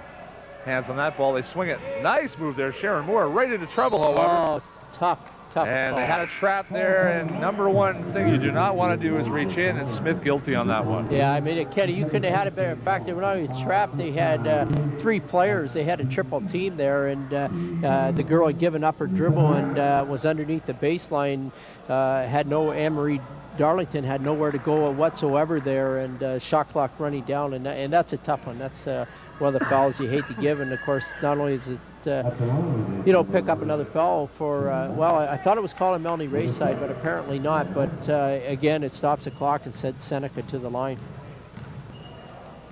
Sharon Moore at the line, 4 points on the game. Make that 5. She's got one more. Bonus situation here. Durham with 8 team fouls second half. The team foul situation is 8-6. Swinging in Seneca's favor right now. For Heather Smith, however, just her first foul. So she's got some fouls to give here if she needs to. Continued full court pressure. They've gone all game. Coach Dwight Jonker seeing his troops be aggressive. Loose ball. Rats runs it down. And an excellent feed to Darlington to see her along the baseline. Again, there they go again. Exactly. Yeah. Guilty again reaching in. Smith once again. And the Traps breaking down. They're there. Good position. Richard Greaves signaling the foul there. And it's a bonus situation once again. Heather Smith quickly picks up her second. And at the line is Anne-Marie Darlington. Right now in the game, she's 4 for 5 from the line. She's got 10 points. The coach has got to instruct her players there, Kenny. I mean, they're doing a great job forcing the girl baseline, cutting off, running the traps there, and sometimes the triple team. And the girls giving up a dribble. They've got it in the best situation you could possibly ask for. But then girls are getting a little greedy and reaching in and slapping at the ball. And you know that most times the referees are going to call a foul in that situation. The coach has got to instruct the players to get their hands straight up in the air and not reach in that situation. Here's Rayside right now. 11:05 remaining second half. Smith now, partial break, has Cook with her. Cassian in the middle, nice look there. And Darlington guilty on that one. Cassian going to the line. Anne-Marie Darlington with her third. Team's 7th. We got 2 shots coming up here. Let's take this brief moment here to take a look at the women's standings as we speak right now. We look at top of the standings. No stranger to see both Humber and Fanshawe at the top of the women's Division I circuit at 2-0 each. Seneca half game behind at 2-1. And you see Durham, George Brown, Centennial, or rather that should not be Centennial actually, it should be Mohawk College at 1-1. Centennial no longer with the women's basketball program. Redeemer, Niagara yet to win their first games. Yeah, no surprise, like you say, Kenny, Fanshawe and Humber, the 2 teams that have been there the past few years and are 2 of the teams that you got to watch out for. And once again, back up there off to good starts early in the season. 1-2 for Darlington now. 11 points on the game now. And we got a 10-second violation there. Coach's dream on defense when you see that happen. The Lady Lords executing that properly, enforcing a 10-second call. Seneca not getting the ball over half. A real good play by Heather Smith that time, Kenny. Marcy Scribe picked up her dribble and that time went straight up and down on her and didn't try and reach in. And again, the rest of the defensive players shut down the passing lanes and there was nowhere to go. And unfortunately, a really bad turnover by Melanie Ray's side, and all that hard work is for naught now. There's Rat Smith on her. Quite the defensive battle there. Smith so quick. Excellent work. What a battle that was there. Monto now back in the game. She dishes inside to Kim Pepper. Turnaround off Cassian hands, right in the hands of Marcy Scribe. But again, as we've seen all game, Kenny, Seneca every time down offensively, if they don't score, getting 2 or 3 cracks at the basket. Durham just not doing a very good job rebounding at all. Rayside that time right into trouble, picked the ball up in a double team, and right now things just aren't going Durham's way right now. Rayside and Smith played every minute. They haven't seen the bench yet. They haven't had a chance for a breather, and it's pretty tough when they're looking at 40 minutes every game to keep that level of play up, and right now they look tired. Yeah, probably a good time, Kenny, for Coach Duggan to call timeout and give the girls a bit of a breather and settle them down a little bit. That last time, again, against some pressure, Melanie just trying to do too much. Sometimes against that pressure, as quick as she is, you can't dribble through everything. Sometimes you got to pass the ball, and there are some girls in good passing range there for them, and you know, they've got to get themselves open. And as we see, frustration for Melanie, she picks up her fourth foul, so a couple good players out there for Durham, both with 4 fouls with 10 minutes left in the second half. Kim Pepper at the line here for Seneca, 2-sport athlete as well, a member of the Seneca Scouts women's softball team. Yeah, very good tournament she had down at Loyalist this year at the OCAA Championships. Very good athlete. Here's Smith, double team there, sees it well there. Here's Cook, had a wide open shot, elected to take a step in and hesitated there. Right now, that shot's there, you got to take it. Yeah, not only that, Kenny, I'm not sure who it was. Actually, it was Stephanie Cassian was wide open in the post, and the player just hesitated for a minute and should have made that quick pass and or taken the jump shot instead of hesitating. And not a lot Coach Duggan could do at this point. He's down 24th, just under 10 minutes left, or just right on 10 minutes. Like I said a couple minutes ago, probably a good time though for the coach to call a timeout and settle the girls, and give maybe Melanie and Stephanie a bit of a rest. Both those players playing with 4 fouls. And now he's gone back to full court pressure, which is probably a wise move. Maybe a little bit too late, unfortunately, though. Here's Rats. There's that battle again. Smith wins it this time. Excellent steal. Rayside trying to fill the lane. Had it for a second. Here's Cassian. Excellent foul.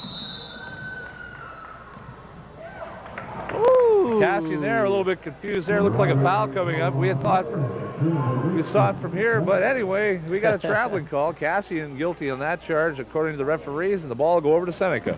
Yeah, I thought there might have been a foul there, but referee Cutler didn't agree with us and settled for the travel call.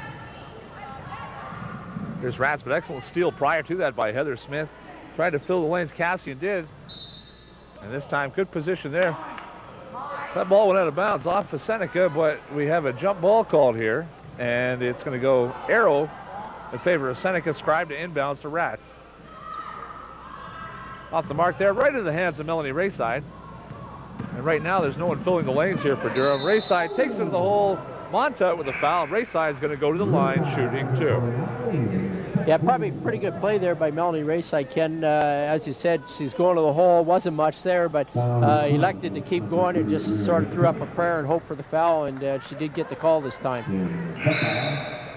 Right now, something key to this early success of the Lady Lords in the preseason, where they went 6-5 in preseason action, including 2 tournaments.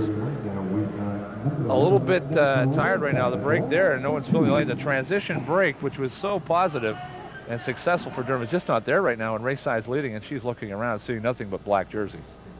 Yeah, she's got to get some help, Kenny. Other girls have got to run the floor and fill the lanes, and like you just mentioned, it's not happening right now, and it's got to be a little bit frustrating for Melanie Rayside and Heather Smith. Sort of 2 people out there working really hard and not getting a lot of help at this particular time. There's Smith and Rats again. Watch for this battle again. Smith won the last one. So quick defensively, as is Rayside. Right now, 9:21 remaining second half. Smith had a chance there. Almost got it. And in fact, looked to appear to have caused a double dribble there. Seneca carries on. Smith so aggressive, goes to the floor, and they're battling hard. And that Smith and Rats battle is really heating up right there, and a technical foul is called against Lisa Rats in that exchange. Probably a pretty good call by Coach Cutler there. Good battle, like you said, Heather Smith and Rats going back and forth at one another. And in that particular case, Heather got her hand on the ball a couple times, a loose ball, and I think Lisa Rats just got a little bit frustrated there when Smith went away from her, gave her a little bit of a kick with the leg, and Coach Cutler made a very good call, caught that, and made the right call. 9:08 remaining. They're checking this out. We got a technical foul situation coming up here. We're going to have shots coming up in a moment. Coach Duggan just getting a actual confirmation from Cutler. The situation comes up to us in the booth here, and the foul goes against Lisa Rats, intentionally kicking her opponent on the loose ball foul, which means that's a flagrant foul. At the line, Heather Smith will be going to the line here. And Coach Cutler right now, referee Coach Cutler, I should say, referring to him. Hard to get it out of the system. Yeah, referring to Coach Dwight so Stalker and explaining that to her. And that means an ejection from the game for Lisa Rats, flagrant foul. Checking into the game, number 12, Kelly Smith. Heather Smith at the line, shooting the technical foul. Durham will maintain possession at half court. Here's Smith. Lisa Rats very upset with herself, or maybe the referee or the call in general, I'm not sure, but had her head down when she came off there, sitting on the end of the bench. Fortunately for Seneca, being up 20 at this particular time in the game may not hurt them too much, but it's been a great matchup. Unfortunately, she let herself, lost her composure a little bit there, Kenny, and as a result, it's ejected, but it's too bad because we're seeing just a wonderful matchup between her and Heather Smith, and real nice to see. Unfortunately, we're not going to see that one the rest of the game. it may be a break for the Durham team if they're going to get back in it. Now's the chance. Well, right now it's 57-38. Seneca leads, and there's still plenty of time left. 9 minutes remaining. Shand and Anne-Marie Darlington quickly checking back in on this break. Montel to number 21 for Seneca. Checking back out of the game, that's Pamela Morgan. Partially blocked. Shand got a piece of it. Cassian's there. Can't get it to go. However, and Scribe clears for Seneca. Yeah, Here's pretty Kelly good Smith. opportunity there for Durham. A good play again. Heather Smith is Great just steal, loose everywhere. ball. Here's Smith. Scribe chases her down. Smith all the way down again. Left hand can't get it to go. What a great play by Smith. That Smith and Rat battle is really heating up right there, and a technical foul is called against Lisa Ratz in that exchange. Probably a pretty good call by Coach Cutler there. Good battle, like you said, Heather Smith and Rats going back and forth at one another. And in that particular case, Heather got her hand on the ball a couple times, a loose ball, and I think Lisa Rats just got a little bit frustrated there when Smith went away from her, gave her a little bit of a kick with the leg, and Coach Cutler made a very good call, caught that, and made the right call. 9:08 remaining. They're checking this out. We got a technical foul situation coming up here. We're going to have shots coming up in a moment. Coach Doug is just getting an actual confirmation from Cutler. The situation comes up to us in the booth here, and the foul goes against Lisa Ratz, intentionally kicking her opponent on the loose ball foul, which means that's a flagrant foul. At the line, Heather Smith will be going to the line here. And Coach Cutler right now, referee Coach Cutler, I should say, referring to him. Hard to get it out of the system. Yeah, referring to coach Coach for White so long. Talker and explaining that to her. And that means an ejection from the game for Lisa Ratz, flagrant foul. Checking into the game, number 12, Kelly Smith. Heather Smith at the line, shooting the technical foul. Durham will maintain possession at half court. Here's Smith. Lisa Ratz very upset with herself, or maybe the refereeing or the call in general, I'm not sure, but had her head down when she came off there, sitting on the end of the bench. Fortunately for Seneca, being up 20 at this particular time in the game, may not hurt them too much, but it's been a great matchup. Unfortunately, she let herself, lost her composure a little bit there, Kenny, and as a result, it's ejected, but it's too bad because we're seeing just a wonderful matchup between her and Heather Smith, and real nice to see. Unfortunately, we're not going to see that one the rest of the game. It may be a break for the Durham team if they're going to get back in it. Now's the chance. Well, right now it's 57-38. Seneca leads, and there's still plenty of time left. 9 minutes remaining. Shand and Anne-Marie Darlington quickly checking back in on this break. Montel to number 21 for Seneca. Checking back out of the game, that's Pamela Morgan. Partially blocked. Shand got a piece of it. Cassian's there. Can't get it to go. However, and Scribe clears for Seneca. Yeah, Here's pretty Kelly good Smith. opportunity there for Durham. A good play again. Heather Smith is great just steal, loose everywhere. ball. Here's Smith. Scribe chases her down. Smith all the way down again. Left hand can't get it to go. What a great play by Smith. We got a player down opposite end of the court. Kelly Smith down that needs attention from the Seneca bench. She stays down. What a great play. Heather Smith still got a bit of a cut. Seems to have a bit of a cut on the side of her face, maybe from that exchange down further down the court and battling for the ball. We've got a break here in the action. Player down right now, Kelly Smith. Apparently she'll be all right here. However, looks to be a sprained ankle. She seemed to go over her ankle a little bit awkwardly coming back on D in that exchange. 8:39 remaining. You're watching OCAA college basketball action on Rogers Community 10. Ken Babcock along with Jim Buck bringing you the play-by-play. We'll be back in a short break and some important messages on Rogers Community 10.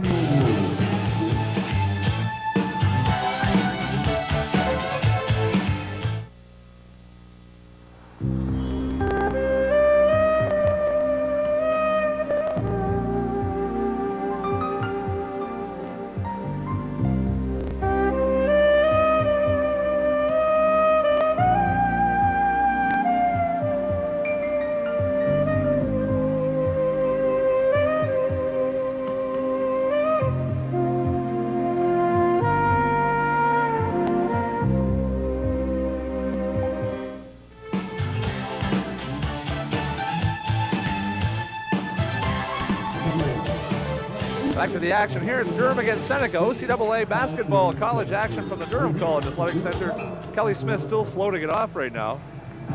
Smith favoring it. She has that ankle taped already, so it seems to be a previous injury.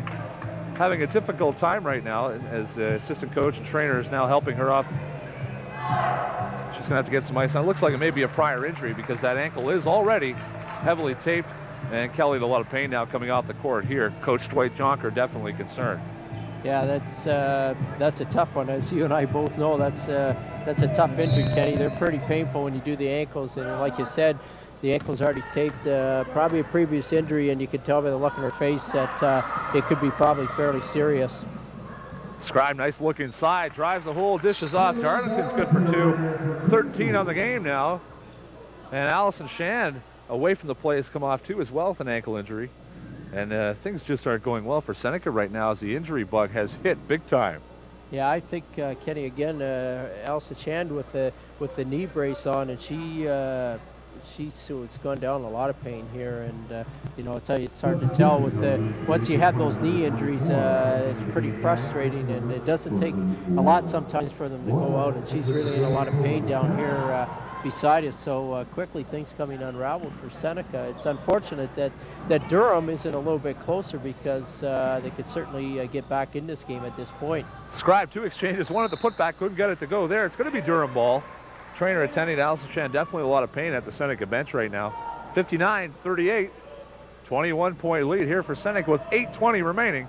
This could be the break Durham need at least to try to get back into this game. Here's Smith against Morgan, who checked in last substitution. Sherwati good, nice feed from Smith. Sherwati hit, she's got 5. Good play there by Heather Smith, Kenny, very unselfish. The Seneca player did a pretty good job of getting in front of her defensively, but Heather Smith didn't give up and made a real nice pass. And those are the baskets they need, and this is going to be a tough break, real tough break for Durham here. We got a tough call in the middle there. Contact, incidental contact against Stephanie Cassian on that loose ball, and it's a tough way to pick up your 5th foul.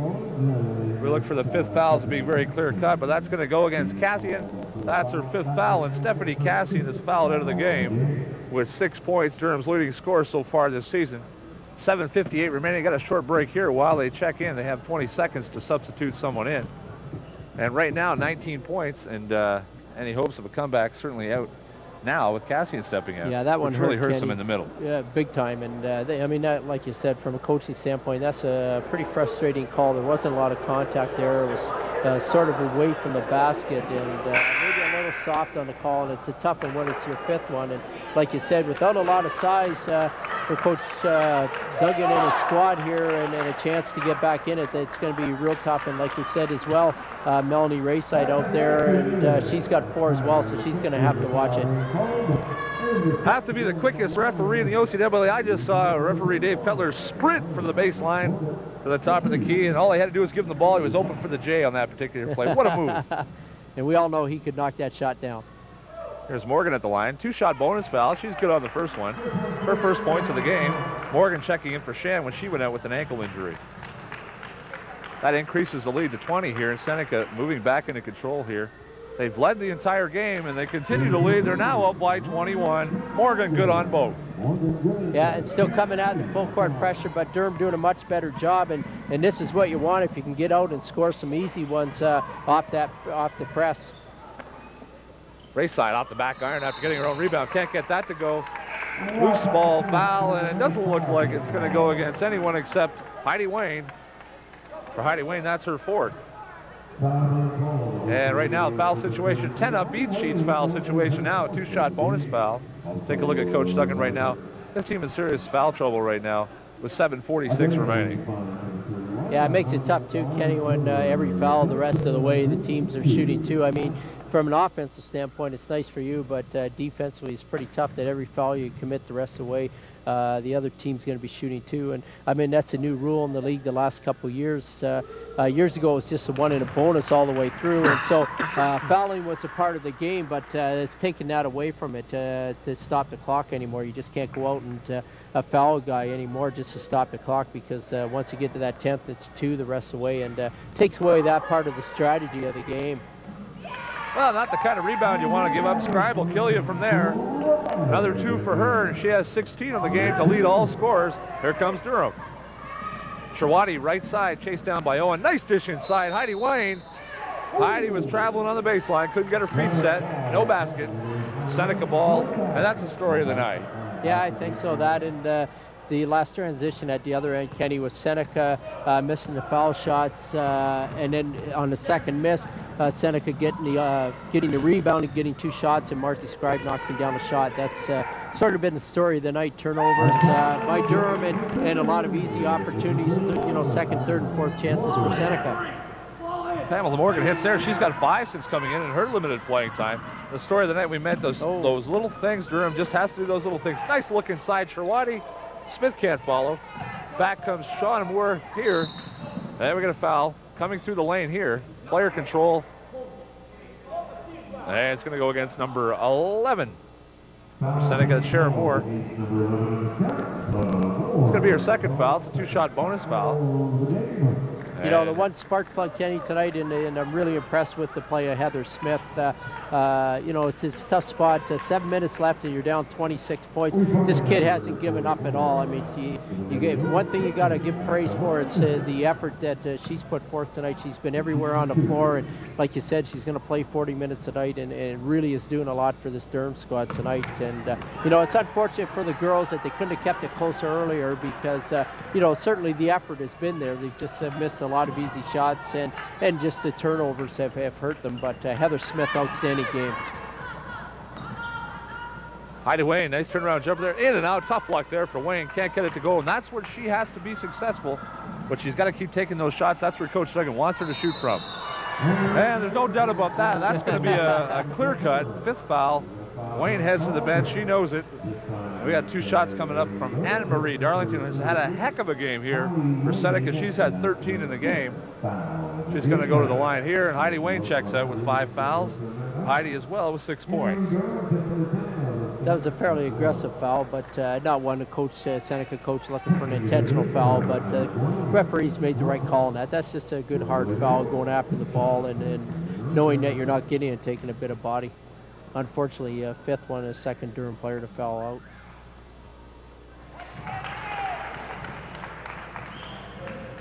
Darlington good on the first one. She's hit 6 times out of 8 so far. Looking to add 2 to score. Right now, Seneca leads by 27.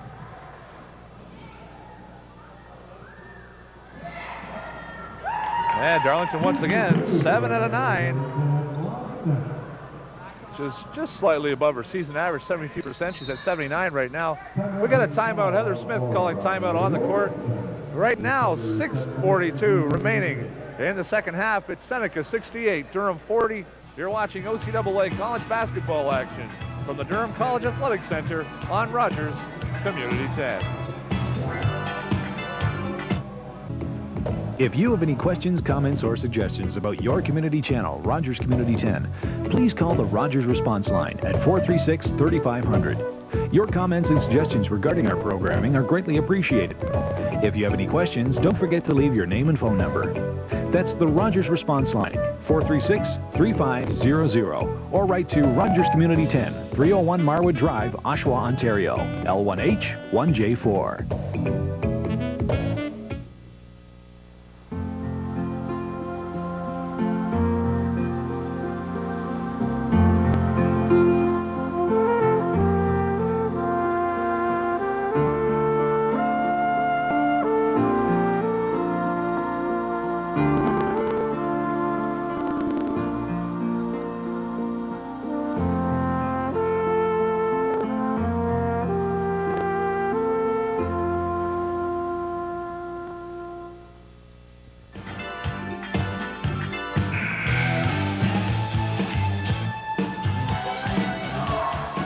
Coach Duggan, the Lady Lords ready to hit the court once again. Now 6:42 remaining in the second half. Kalinda Thompson checks back into the game right now for the Lady Lords. So it's Thompson, Sherwadi, Smith, race side, and Tara Tripney.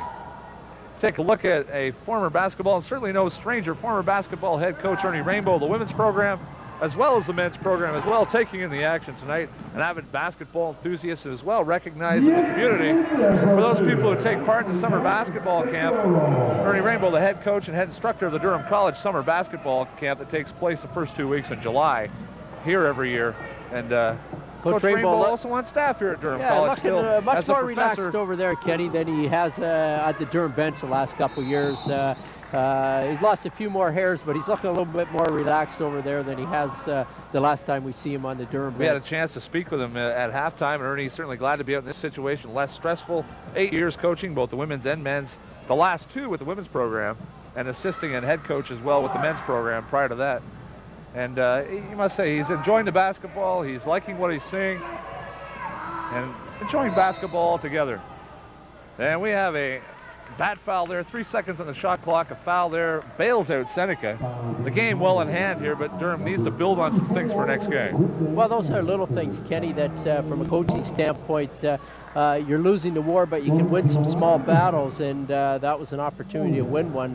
The girls working really hard defensively, did a great job to stop Seneca from getting an easy shot for a change, and unfortunately commit a foul with 3 seconds left. And again, like we talked about with the 10th, it wants over that 10 to shoot the automatic 2, and that's a little bit of frustration there for the girls at this stage in the game. And Pamela Morgan at the line here. Off the mark there, misses both. However, she was 3 of 4 prior to that. Here's Cherwadi, a bit of a break. It's a partial 3-on-2 as Cherwadi stays to the right-hand side. Tough pass there. Tried to look inside to Thompson. It's picked off by Marcy Scribe. A good matchup here. Unfortunately, Heather Smith ran away, but for a minute, probably not a bad idea. A lot of quickness in Heather Smith as Marcy Scribe bringing a ball up the court. Seneca knocking down the jumper. And I think Coach Dwight Jonker can take that press off now. This one's over, and probably wouldn't be a bad idea to take the press off at this particular time in the game. Oh, look away there. Scribe picks that one off, anticipating nicely. She's going to drive the lane here. Down for 2. Scribe with another bucket now. She's got 8 in the second half. 18 of the game. 5:17 remaining. It's a 30-point Seneca lead. Nice pass there. Smith off the hands of Thompson. Good luck there. Nice dish. Thompson couldn't handle it. Yeah, probably a wise thing for them to do. I mean, you're up 30. There's no sense in pressuring at this particular time. I mean, your kids have worked hard. Reward them a little bit by letting them go back and playing some half court. It doesn't mean you lose intensity. A lot of coaches say I run pressure because for intensity standpoint and so on and so forth, Kenny, but you can still run some half-court pressure or just make your kids work really hard back in their zone. It doesn't mean you take away the intensity, but when you get up to that 30-point, that's one of those things in coaching that you like to see. There's no sense pressing at that particular time in the game. Nobody wins in that situation. This Rayside has to get the ball over half now. Test trap still there. And line violation, Rayside on the end line. Turns it over to Natasha Owen for Seneca now. We're under 5 minutes. Stay tuned for the second half of our college basketball doubleheader. The men's are up next. Seneca against Durham. We got a dandy coming up next in the men's circuit. We got a break in the action right now. A timeout called by Durham with 4:57 remaining in the second half. The score is 72-42. Seneca leads. We'll be back after this short break. You're watching OCAA college basketball action on Rogers Community 10.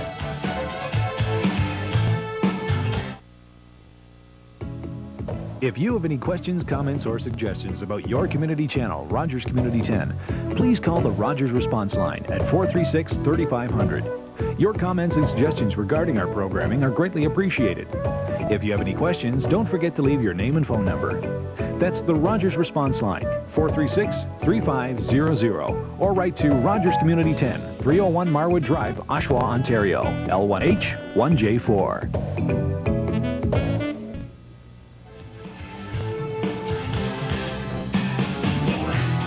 Back to action here, second half, 4:57 remaining. This is the first half of our college basketball doubleheader. Head coach Kerry Vincent and his Durham Lords take on Seneca. And first-year head coach Rick Dolina, who's moved over from the national championship program at Humber College. Rick Dolina in his first season with the Seneca Braves. That's a new sentence. And Rick also taking the team to the national championships as well when head coach Mike Cates took a year off to work with the national team at Humber. They're up next, men's action. Stay tuned for the second half of our college doubleheader next on Rogers Community 10. Here's Owen, Rayside still in there, Smith still in there. They've played every minute. Oh, big block there. Piece of it, Cherwadi broke it up right in the hands of Rayside. She blows by her opponent right there, Natasha Owen, and they'll set up half court. Rayside out of bounds, appeared to be checked. frustration on Melanie's part there, just a little bit frustrated. And as we speak now, Rayside has played every minute. She checks out right now. That's the effort. Also checking out Tara Tripney into the game, Sharon Cook, and also Cynthia Miller checking back in the second-year forward. Yeah, I think Coach Duggan might have given Melanie the rest of the night off, a well-deserved, just over 4 minutes left, and you're down 30. She's worked hard the whole game, and it's getting a little bit frustrated, so there's no sense keeping her on the floor. It's a good opportunity to give some other players an opportunity to play, and, this one's over, so why not rest her a little bit, and hopefully she's ready for the next one. Sue Montout explodes there. Heather Smith closely guarding her. Drives the lane. Sharon Moore, turnaround, Jay. It's good off the glass. Seneca, again, the same thing, Kenny, we've seen all game, getting second and third opportunities, and with a bit of an advantage inside, starting to knock down some inside jumpers. And, tough with 4 minutes left. Might be time for the refs to put the whistles away a little bit.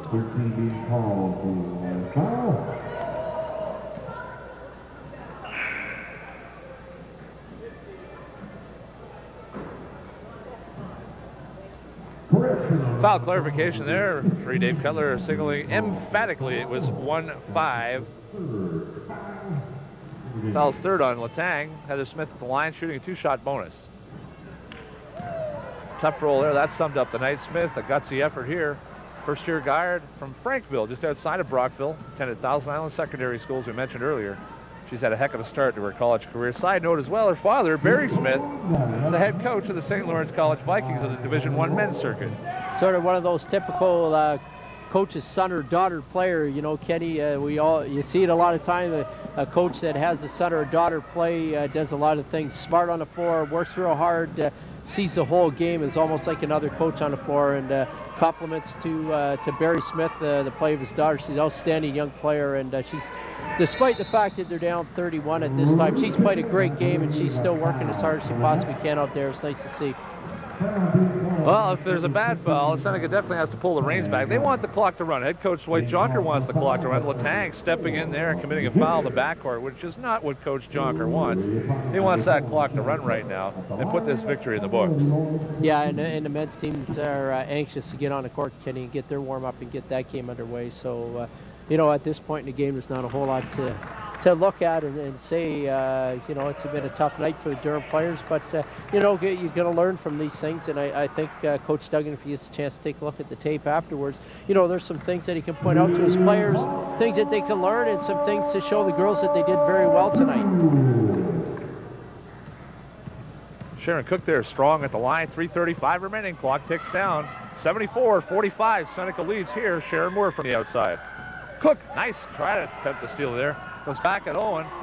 Play's going to play. As you're right, the whistles are put away right there. A bit of contact on that play. Here's Moore. 9 seconds on the shot clock. Tries to go by Cook. And that's going to go against Cook. A little too aggressive. And then they're off the hook again with 6 seconds on the shot clock. They have to be a little more aware of the clock in that case. Not that it's going to make a factor in this game, but in future games, that's going to be an awfully big play when you're letting a team off the hook. Yeah, there's just things that you got to be aware of, Kenny, and nobody's helping them out, though. Nobody's telling them what time is left on the clock, and you've got 2 or 3 people sitting on the bench there. Somebody's got to take note of that and let the girls know so that maybe they can let somebody go by them that's a little bit quicker instead of sticking the knee out and pick an easy foul up. She didn't really have a lane to the basket. Could have maybe taken a 15-foot jumper, but that's pretty good defense if you hold a team with 3 or 4 seconds left to a 15-foot jumper. Here's Latang. Smith guarding her. Mismatch in Smith's favor there. Here's Owen. Thompson quickly jumping out to help out. Aggressive defense. Then definitely one of the strong points of Durham in the early going. And granted, all by it. This victory right now coming up for Seneca well in hand. However, Durham, a much improved team over last year's 6-10 squad. And Durham looking to make the playoffs this year as a goal. Latang hits that one for 2. That adds to the lead. But Durham definitely on their way to finishing in the top 6 and securing a playoff spot. And we've seen certainly signs of that tonight. Although some things to work on, definitely well ahead of last year. Yeah, I don't think it hasn't seemed like a 30-point defeat for them, Kenny. the pace has been there. They've played with a lot of intensity. Obviously the number of turnovers is an issue for the coaches to take a look at, and the biggest area against the pressure. Had they handled that pressure earlier, probably Seneca would have taken it off. That's usually the case. If you're not having a lot of success with your pressure, you take it off and try something else. But it's like a shark when it smells that blood. More and more of them come, and that's exactly what happened tonight for Seneca. They did a good job with the pressure, got a lot of turnovers and some easy baskets on it, and they kept it on virtually until the end of this game, and it worked for them. And then it's something that the coaches for Durham got to take a look at, and somewhere they can make some improvements on. Schwade off the mark of the first, still one to come here. 2:32 remaining in the second half here. And Schwade good, 1 of 2. Yeah, she's got 6 on the game. Colleen Schwade, second-year forward, and actually plays the swing spot pretty well. She also played a year at Laurier University. Wilfrid Laurier, the Golden Hawks, in her final year of sports administration here at Durham College. And has really had a successful college career here at Durham, playing in the All-Star game a year ago. And this year, one of the team leaders, and Coach Duggan, Coach Doucette really need her to step up and be one of those leaders this season. Well, I think he's got a few players there, Kenny. A vast improvement over the last couple of years. A tough one tonight, obviously taking one on the chin here, but he's got a good young team. He's got a couple of veterans here, and he's got a nice team, and there's a lot of things that they can work on, and in a lot of areas that they can improve on, and it's not a game to go away and feel dejected about, because there was a lot of good things that happened tonight for them, and hopefully they can learn from a lot of things tonight and be more competitive the next time they face this Seneca team. Thompson turns the ball over there with 2:13 remaining. Next on the sched for Durham. Tough week of basketball. They're at Humber, who are in first place 2-0. They travel to the Humber Dome to take on them. And back at home once again.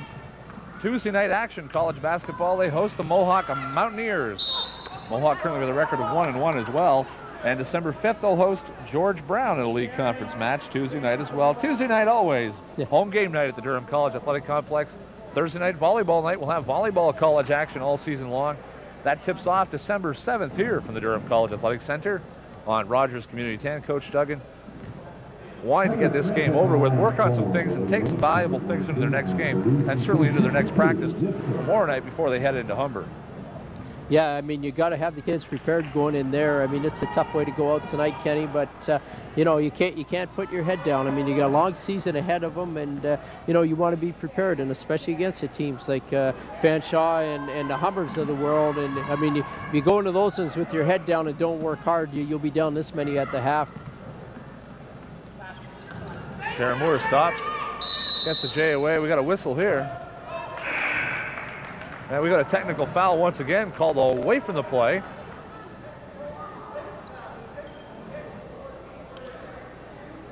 And we got another flagrant foul there for strange reason at all. And that's going to go against number 11, Sharon Moore. She's out of the game now. Flagrant foul. It's going to be 2 shots. Second time. Coach Dwight Jonger has to be a little concerned with those types of fouls. Yeah, I'm really surprised here, Kenny. The last one was very obvious, but this one, unless I missed something, obviously I did. Well, it's a mindset, I didn't from see our angle, it wasn't clear to us. Coach Cutler, it's the right call if that type of thing's happening. Although number 11, when she came off, looked very surprised. Maybe it wasn't as blatant as the other one, but that's something that you got to deal with, and a little bit frustrating because, if I'm not mistaken, these girls now sit out the next game, and. If it's a big game for them, that could prove costly for them, because 2 pretty good players for the Seneca team that are going to have to sit a game now. Next on the schedule as well, they got 6 days off, and Seneca's going to visit George Brown at Madison Square, the Madison Square Garden, the OCAA George Brown College athletic facility on the 6th floor, an elevator straight up to the roof. And often nicknamed Madison Square Garden. Seneca's got them next, and it could hurt with those 2 players out of the lineup. Yeah, that's something that you especially at this point in the game, a minute and a half left and you're up 30. That's a pretty tough situation. I mean, certainly shows a lack of discipline if in fact it was as blatant as the coach or as referee Cutler made it out to be. That's something that the coach is going to have to address. It's something that you don't want to see, and it's not good for the league, and it's not something, whether you're up 30 or down 30, that should be happening. Letang at the line here adds one more, 1:26 remaining. Stay tuned for the second half of our college doubleheader action here on Rogers Community 10. The men's are up next. Durham against Seneca. Stay tuned for action on the men's side of the court. 1:26 remaining. We still have some basketball left here. And here's Letang at the line looking to finish off two. And she does. And right now a 32-point lead for the Scouts. And Seneca College, as they look here to move up in the standings. The win here, they now move to 3-1. The ladies dropped the 1 and 2 below 500 for the first time this season. Chirwati off the mark. Smith runs it down. Here's Cook. Chirwati this time. 3-point range. Off the mark. They clear out Montout. Here's a situation where both coaches don't want any fouls at all. No, you just want to run this one out, Kenny, and get it over with, and get your teams into the change room and have your respective talks, the good and the bad of the game. And Durham having a tough time here, certainly getting some opportunities from 3-point range, but falling short on the mark on each opportunity that they've had. Cook with the turnover there, right in the hands of Vicky Ruth. They chase it down. It's going to go over to Durham. 53.3 seconds remaining in this ball game. Seneca well in hand.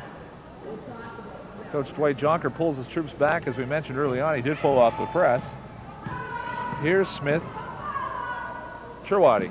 Smith this time, look for three. Off the mark, Smith just can't find the handle tonight. One of the top 3-point shooters. She's established herself already in the OCAA women's circuit. 35 seconds. And a timeout on the floor here. We got a 20-second timeout called. 33.4 seconds remaining. Coach Duggan taking a final 20 seconds here to talk to his troops here with 33.4 seconds to go. Ruth in trouble, did call timeout. Well, all you can say, Ken, at this point is don't foul. I mean, there's not much more you can do. There's no 30-point plays that I know of in the game, and all you can do is just settle your troops down and let them play out the final 33 seconds without a foul. And when you get possession of the ball, try and get one more good opportunity down the offensive end. Next action for the Lady Lords, as we mentioned, they're on the road to Humber. Back home on the 28th against Mohawk, a 5:30 start, December 5th as well. George Brown at home. December 8th, they're on the road to wrap up the Christmas break as well. December 5th, that doubleheader. It's going to go there, a three. Natasha Owen, she puts her label on the game and established herself still as a 3-point threat. There's Chirwati back down. 22 seconds left. And as you mentioned, we have a foul away from the play. We want that clock to run. 21.6 seconds remaining. We talk about it as well. December 5th, big college action that night. For those people who have purchased a OCAA Geo sweepstakes ticket to win a brand new Geo Metro Coupe, which will be drawn for and given away at the All-Star Games here at Durham College on January 20th. December 5th is the draw night to select 3 finalists. The Durham College Athletic Center, from all those people who purchased tickets from Durham College for that draw, December 5th at halftime of the men's game, we'll be drawing 3 finalists. We'll have a chance, a 1 in 20 chance. Not bad Driving odds. away with a brand new vehicle at the OCAA Basketball All-Star Games, sponsored by General Motors and Geo, on behalf of the OCAA here at Durham College. Clock ticks down, 18 seconds left. Smith with the ball now.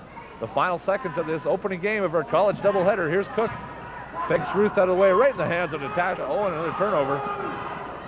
7 seconds, clock ticks down. And a foul late in the game.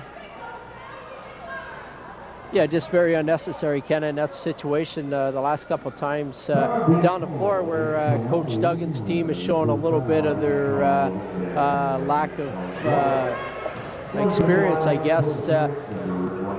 There's no sense in doing what you've done. You went down and you could have ran out the game and get one good shot left, but they jacked the ball up within 5 seconds down the floor and give Seneca another chance. And then when you got a chance to run out the clock, they go and foul with 5 seconds left. Just really pointless. Gives Seneca another chance to go to the line, knock down a couple shots. Here's Miller, rebound clears, 4 seconds. Thompson now.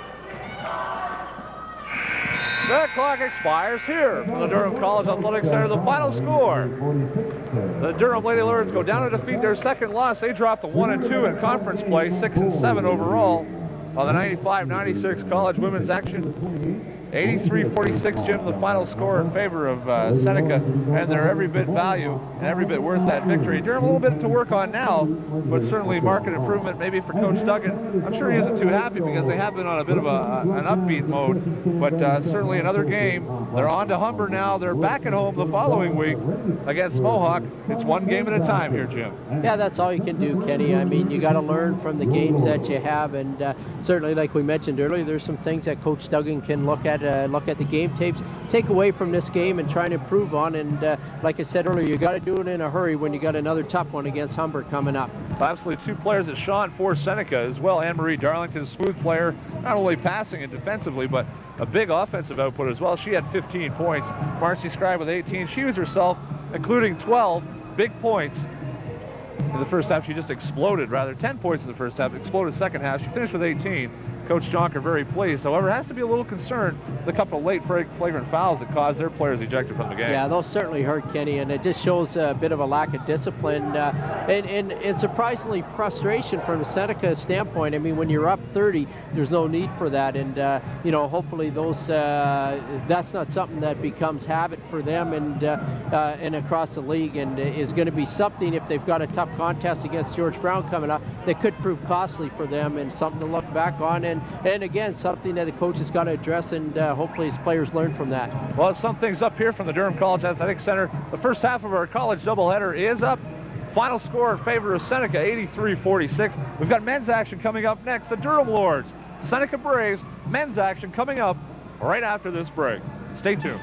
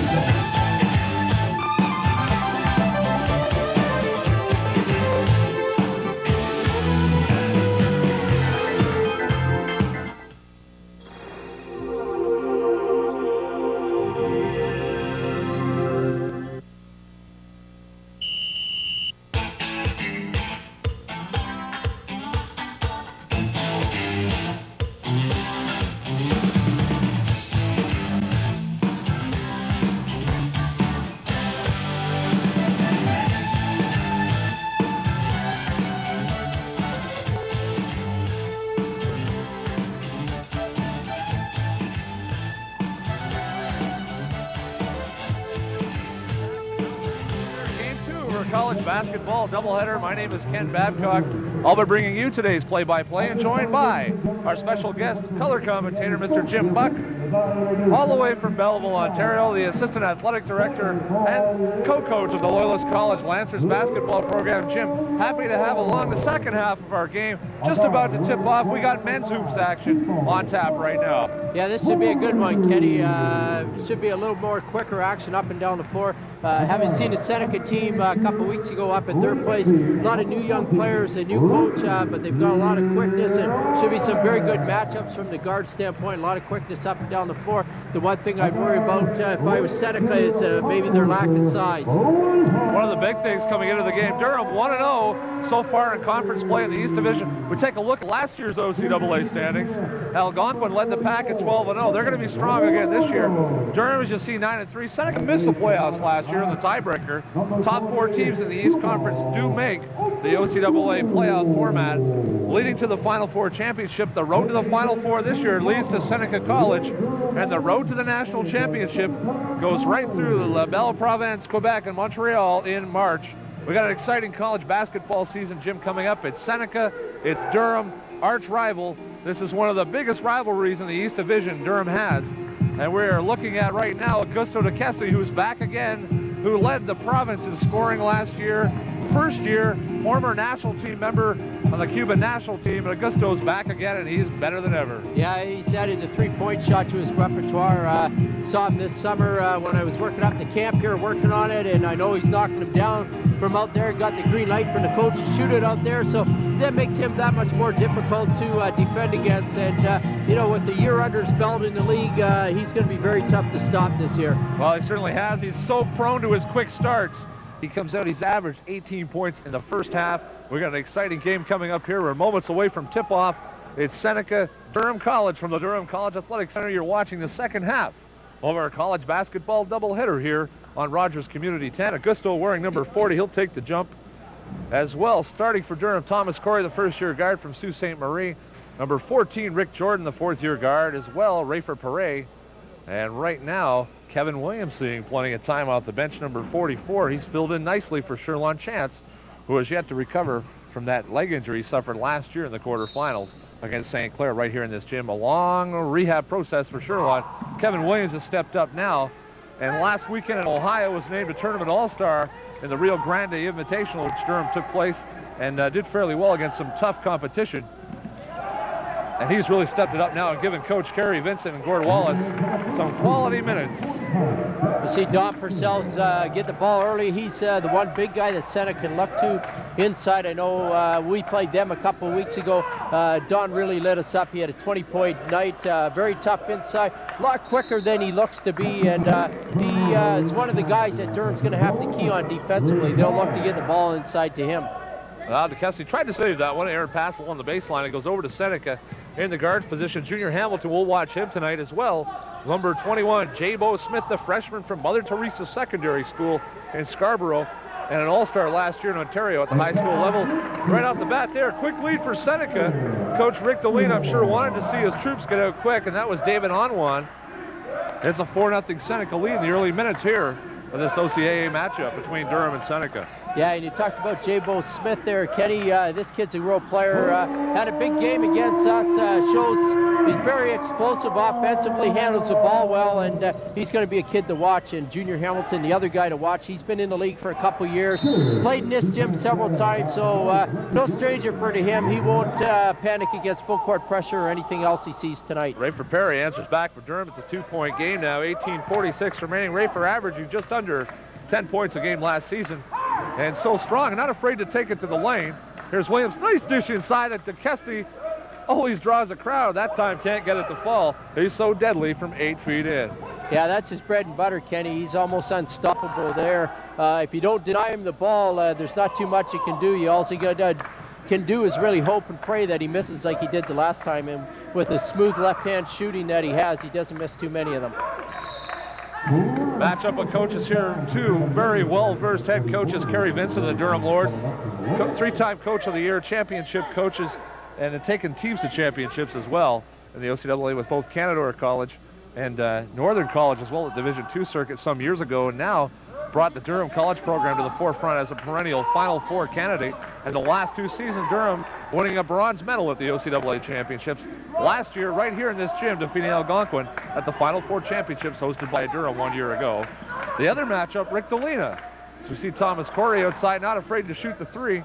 Gets it to go. DeKesney keeps it alive. Huge board there. Bucket goes. DeKesney will get one more. And they had a great battle going inside there, Kenny. Good to see the referees letting them get away with it a little bit. Purcell and Augusto DeKesney pushing away. Augusto trying to get an advantage in there and get a spot for himself. And Purcell shoving and pushing him. And it's good to see. I mean, you want some contact. You don't want it to get out of hand, but it's good to see the referees are going to let them bang away a little bit inside early. Well, DeKesney not the guy you want to foul. In fact, DeKesney at the line. Absolutely deadly. We call it deadly. 96% from the foul line a year ago in conference play. 88.5 overall in the season. A 90% shooter, and that is not the guy you want to foul in the late minutes of a game. No, and that's a great thing to have. I mean, you don't see too many big guys shoot it that well from the line, but if you watch everything he does, Steal he's got here, great DeKesney down the lane, and he goes soft as well, Jim there, and he's looking for the dunk, as were the fans in the crowd looking for the jam. Yeah, actually, it's quite surprised, Kenny. He probably maybe should have got the ball that early, had the dribble probably from a little too far out, but I thought he'd go up harder and put that one down. He still had enough room to do that. Surprised he didn't finish it off. Here's Perret posting up. DeKesney always drawing a crowd. Triple teams often at times. Jordan from three-point range, just off the mark. Seneca's transition game. Head coach, and we get to the other side of our coaches here. Seneca's so quick in the transition. And a little bit of a reminder of Humber College and their championship winning teams. Rick Delina, a big part of that as the assistant coach and head coach for one season under Mike Cates and the terrific Humber College national championship programs they've had the last 6 years. Yeah, certainly, Rick, one of the more outstanding coaches in the OCAA loop. A lot of experience. Anytime you get to a national championship 5 or 6 times and win 4 of them, you've got some experience and you're doing some right things. And a real find for Seneca College. A big loss for Humber because, as we know, a lot of times assistant coaches do a lot of work and sometimes go unrecognized. But Rick, one of the great coaches around the league, and like I said, a great find for Seneca, and he's going to turn a program around. It's been a good program in the past, but struggled a little bit the last couple of years. Rick will have these kids playing a new brand of basketball. Now the big fellow there lights it up again on a big board offensively. It lights it up and right back at you.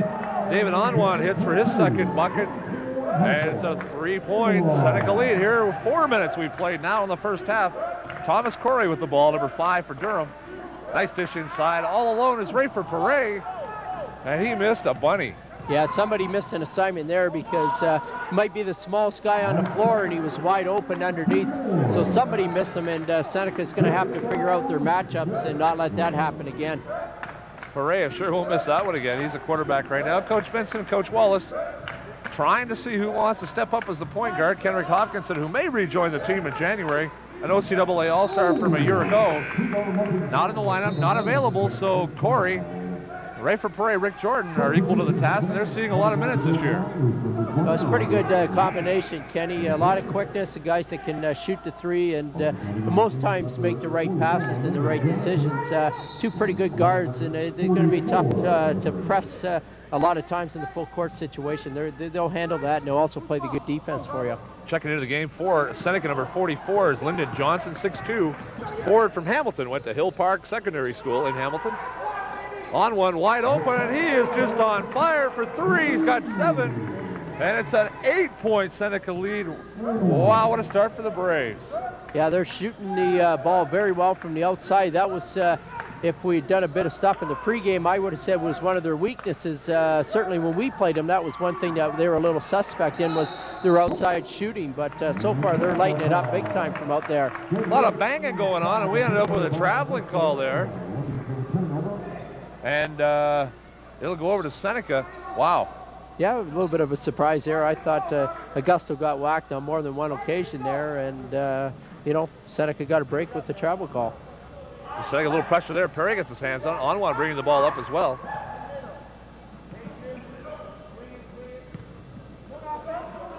Moving the ball awfully quickly. There's Purcell, baseline. Oh, what a move, baseline. Purcell with 6. And a big Seneca lead once again. They now lead by 10. Yeah, Coach Vincent may look for a timeout pretty quickly here and just get the troops settled a little bit. Obviously, Seneca off to a very good start, shooting the ball very well from outside, but also Purcell looking very good on the inside and scoring a couple easy baskets, something Durham's going to have to address pretty quickly. Robert Wright picked that one away. Bullet pass Purcell.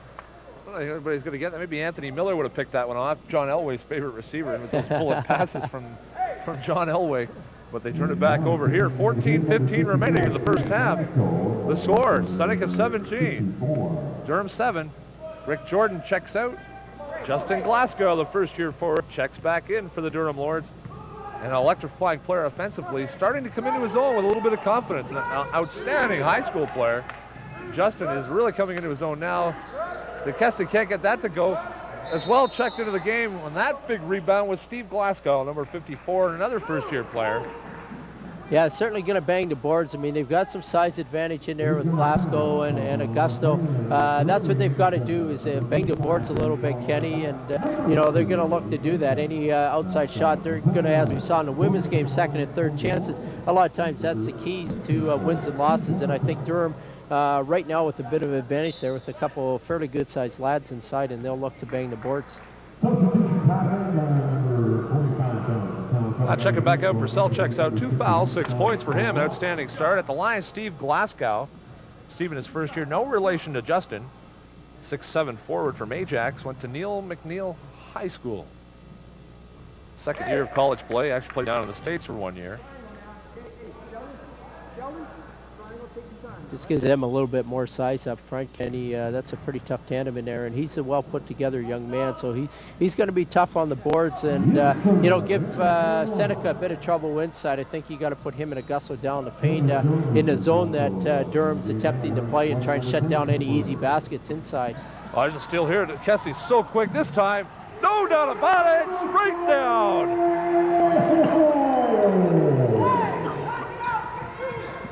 That's what we were looking for last time. Yeah, I'm very surprised, Kenny. I mean, I didn't think at that time he had as good as opportunity as he did on the other one. The ball's sort of bounding away from the other one. He seemed a lot clearer, but that one, maybe he's feeling a little bit more. He's got to start working a little bit harder and get going, get the troops going, and he hammered that one down fairly nicely. Absolutely explosive. We'll stay with the action here. A 20-second timeout called by head coach Rick Delina for the Seneca Braves. 13:38 remaining in the first half.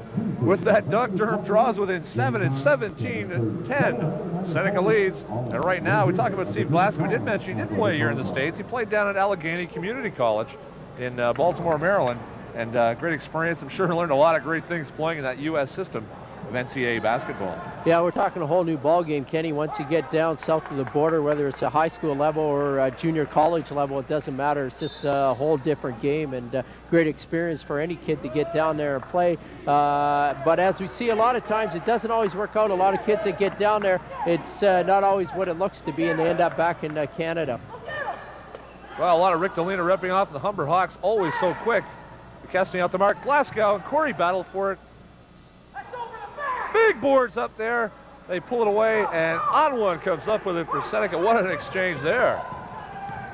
Yeah, it's pretty physical out there, Kenny. I think the refs are going to have to do something soon here and get it under control because, I mean, you want the guys to be able to bang a little bit inside, but you don't want it to get out of hand. And when guys are starting to push too much, you got to call those fouls. They're letting them play right now. They're banging, and they're letting them bang underneath. Right now, a little bit of Humber flavor. They're playing that quick, lightning quick defense that Humber was known for, and they are running guys in off the bench. Humber known to go 11, 12 deep. We've seen a lot of that from Seneca. Oh, skywalking there. Steve Glasgow with a nice fake and the put back there for 2. Yeah, he showed a lot of patience there, Kenny. Double and triple team inside, and did something that coaches try and do all the time, and that's to show patience, give that little up fake, and then go at the basket. 3 for David on one, and he has got 10 points in the early going here, and he is just shooting the lights out. He's on fire, Kenny. I don't think he's missed a shot yet, and he's certainly not afraid to put it up from three-point range. David Onwan in his second year. He's a Brantford, Ontario native, played his high school ball at St. John's College. 6'2" forward. Wow, is he shooting the ball well?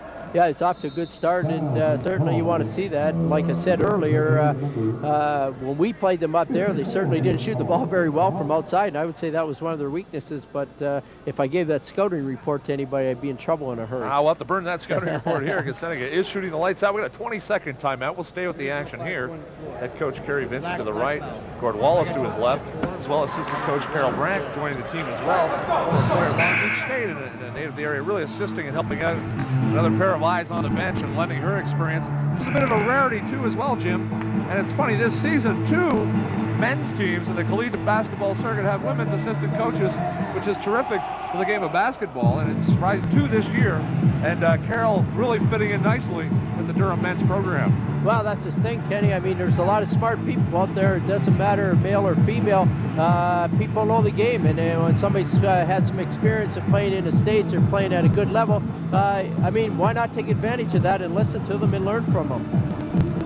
Rayford Parade, the line here, a fan favorite in the community, and developed a fan base, including a fan club at Woodcrest Public School, the Rayford Parade Fan Club. And they'll be out November 28th is Woodcrest Public School night. All fans and students and parents from Woodcrest Public School are admitted totally free. Halftime basketball action featuring Woodcrest teams, all kinds of excitement. And that's November 28th, Durham in town here. Rayford would be the size of a lot of those kids at that school. No wonder they like him. I'm sure that's why he's a fan favorite, but boy, he can shoot it out. He can shoot it with the best of them, and one of the top three-point shooters. And look for him to be one of the nominees for the OCAA Spalding three-point shootout at the All-Star Games, January 20th, part of the All-Star festivities at Durham College. Yeah, he's shown us before that he can light it up in a hurry from out there, and no stranger to putting it up. You know, good left-handed shooter, very solid, and it's got a nice release and good rotation on the ball. The things that you want to see from a fundamental standpoint, and knocks those foul shots down pretty easily. He hits both there, 2 of 2. 5-point lead now, 12:27 remaining.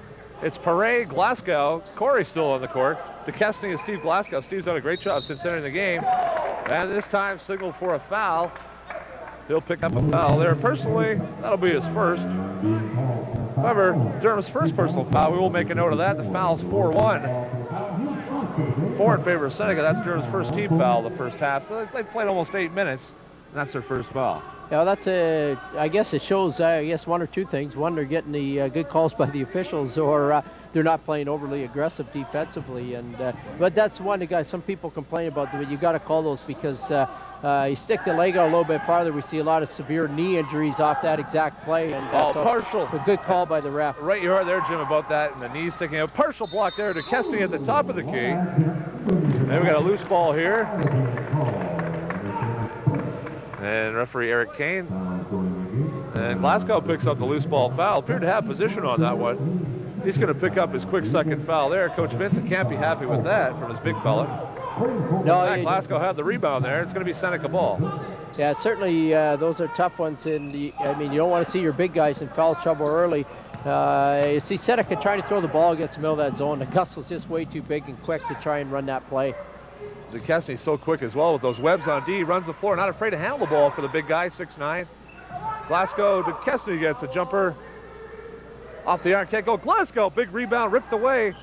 And DeKesney this time, he'll finish it off with a nice little left-hand move. So tenacious on the boards.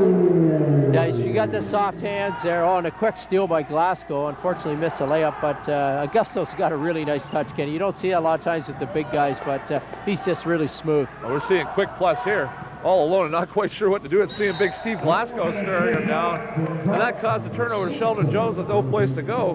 Finds his best option is to fire it out of bounds and get out of there. Yeah, had he been thinking a little bit, Kenny, he probably had about a 15-foot jump shot that he would have, in hindsight, look back on it, that would have been the shot to take because he was wide open from there. And pretty tough going in against those trees when you're that small. Here's Anthony Corey. And talk about the turnaround of college basketball players in the OCAA. Williams back in the game. He tried to get the ball here. Going to foul over the back, and this time it's going to go against Lyndon Johnson for 44. He'll pick up the personal foul for over the back against Kevin Williams. Talk about changeovers. Right now, DeKesty returns. Perret in his third year. DeKesty is second. Right now, Glasgow, Corey, and Williams all in their first year of college play on a team that went to the Final Four. It's much like junior hockey with the turnover of players. It's really a tribute when you can stay on top, and it's really a tribute when you can continue to win with the constant changeover of players every 2 and 3 years. Well, nobody does it better than Kerry Vincent, I don't think, Kenny, in terms of recruiting. He finds guys that nobody else ever finds and nobody's aware of. And, when you can do that and you got a good program, it makes it a little bit easier to sell them on coming here. But he does a heck of a job of getting kids. It's a pretty tough competition to recruit against Kerry. One of the major players in that, recruiting-wise, Augusto DeKesty, a member of the World Basketball Championship Cuban national team a summer and a half ago in Toronto at the World Basketball Championships. He's fouled on the shot. The bucket goes. We're going to see that left-hand shot once again from the line here. And he hits it again. Yeah, that's not much of a surprise. The guy's shooting over 90%. He doesn't miss too many. It's nice to see. 12 points on the game for DeKesty. As usual, his explosive first half. And it's been customary to see DeKesty pull in front with a big first half. And right now, it's not only DeKesty, he's getting lots of help. Big steal there. Corey picks his pocket. Corey takes it to the hole there. Finishes it off. Big bucket. He had DeKesty, and he draws the foul. The bucket's going to count. Yeah, it's a great play there by Thomas Corey. I thought pass all the way. Kenny made a great play in terms of picking Junior Hamilton's pocket and then went coast to coast. Augusto was right there, maybe thinking of another dunk, but great play by Thomas Corey. That was just a real nice finish, and now gets to go to the line for try and finish off a three-point play. 10:41. Here's Corey adding to it. Can't finish it. Williams on the back there. Can't get it. It's cleared out. Right now on the bench now for Seneca. David Onwon had the hot start. He's getting a breather here for Coach Rick DeLuna. Hamilton swings it left, seeing his first action. Jeff Jacobs, number 20. Nice dish and a look baseline. However, they can't get it to go. Corey tiptoeing across the baseline there. Found some green paint, which isn't what he wants to hit on the baseline. He almost got away with that one too, Kenny, but good play. The official right in the right spot at the right time, made the right call.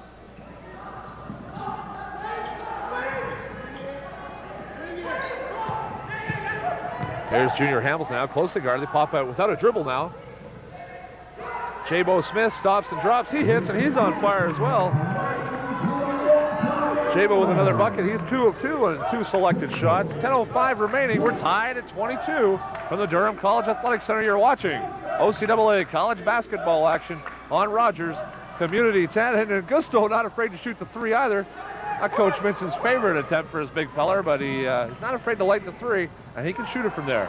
Yeah, he maybe threw it up a little bit early, Kenny. Only about 5 or 6 seconds off the shot clock on that one. Like I tell my kids all the time, you can get that shot with 5 or 6 seconds left on the clock, you know, not 5 or 6 off it. So work the ball in the perimeter, and then that good shot will come up eventually. Well, Jabo Smith, the benefactor of a brutal shot there. Point number 22, Jeff Jacobs, but it worked in Seneca's favor. And they come away with the bucket. They lead by 2. 12 seconds on the shot clock here for the Lords. Excellent ball movement that time by the Durham Lords. Both teams content to play the zones, and Durham doing a good job passing the ball in the perimeter, not knocking down the outside jump shots at a great rate, but certainly the passing game is very impressive. Here's Gary Douglas seeing his first action, the Durham Lords. Douglas as well, 6 foot from Scarborough, attended Woburn Collegiate. This is his first season. Here's Corey from way downtown. Drills a 3, and it's a 1-point Lords lead here. Timeout, Seneca on the floor. We're going to take a break in the action. 8:42 remaining, first half. The Durham Lords, 25. Seneca, 24. You're watching OCAA college basketball action on Rogers Community 10.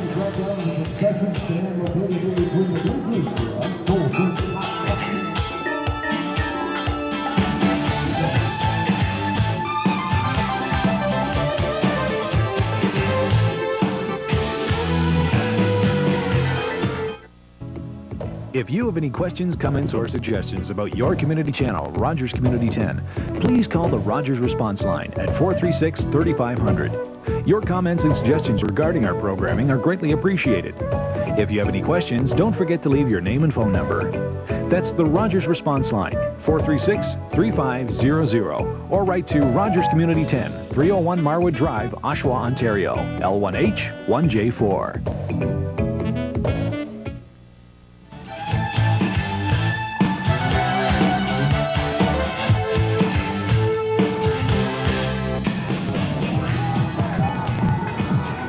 Back to the action here with 8:42 remaining.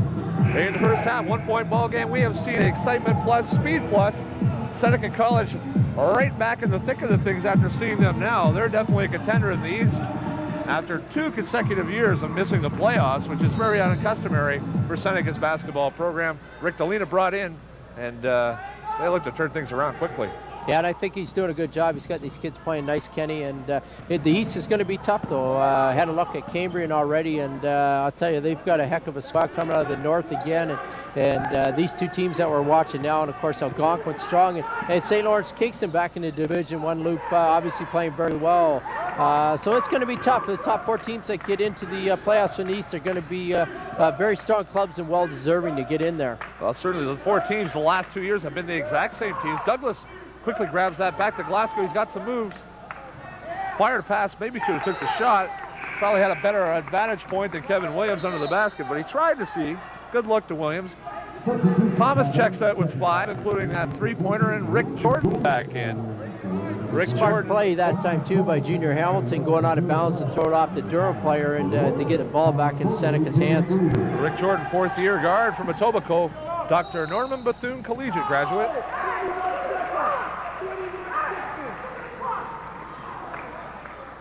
And they got 10 seconds here. They're referring to the clock. Referee Danny Lee making it very clear that he did count down 10 seconds. They turn the ball over. It will be Durham ball. Rick Jordan possession.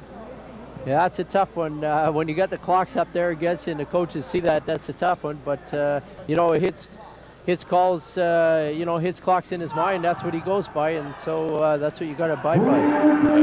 Ricky Jordan right there with a big jumper right over the top of Lyndon Johnson. Johnson, this time, Rick Jordan surprised him there, looked and didn't see it. Jordan closed it quickly. Into the game as well, Bill Laron the veteran forward. Billy, some quality minutes this season out of Ottawa, Ontario. His 4th season of collegiate ball. Bill Laurent giving Coach Kerry Vincent some quality minutes. Vincent going to more, and this is 4th and final collegiate year. Well, Bill's paid the price, Kenny.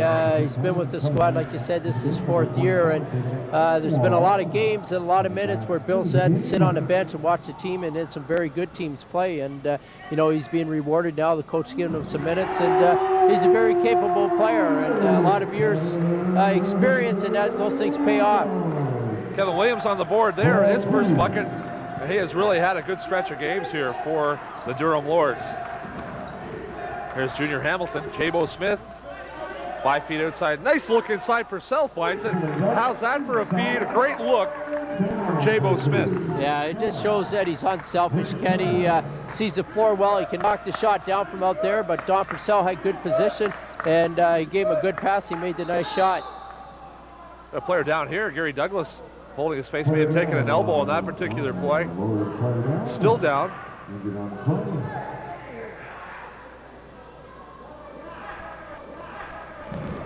I think that one went unnoticed by pretty much everybody, Kenny, but he took a pretty good shot there.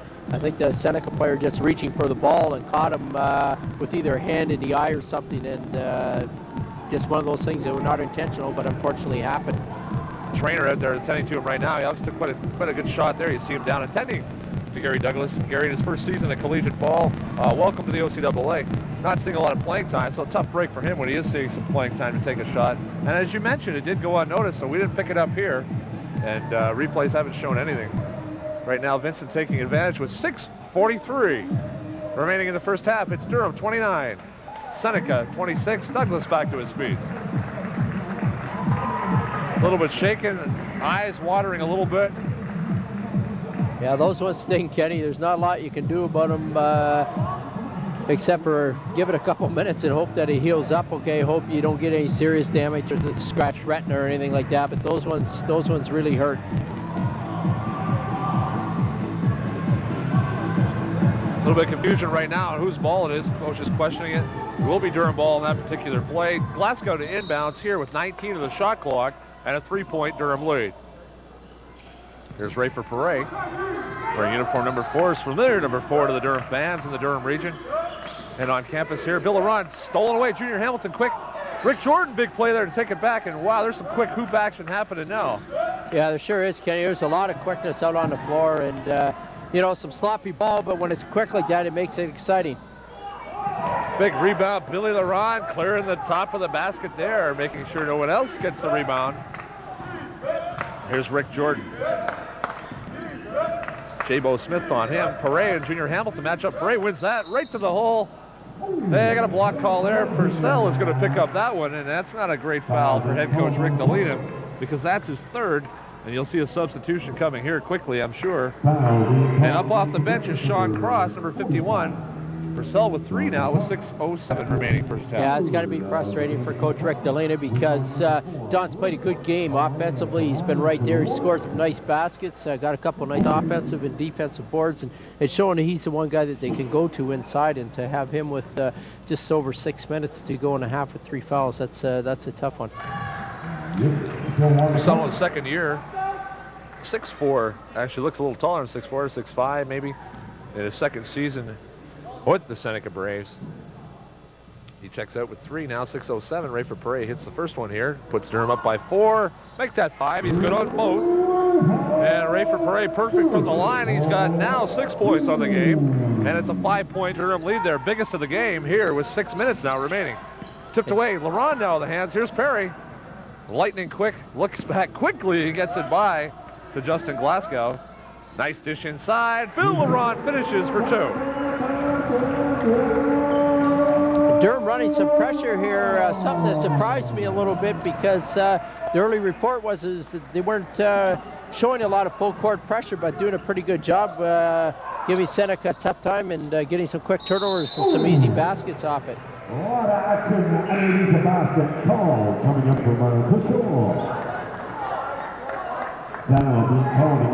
That foul is going to go against number 51, Sean Cross. Against Seneca, that's a bonus situation here. Seneca with 8 team fouls. They're going to go all the way down the court. Coach Kerry Vincent giving some instructions as his team proceeds down the court to line up. At the line is going to be Kevin Williams, and number 51, Sean Cross, picks up a foul.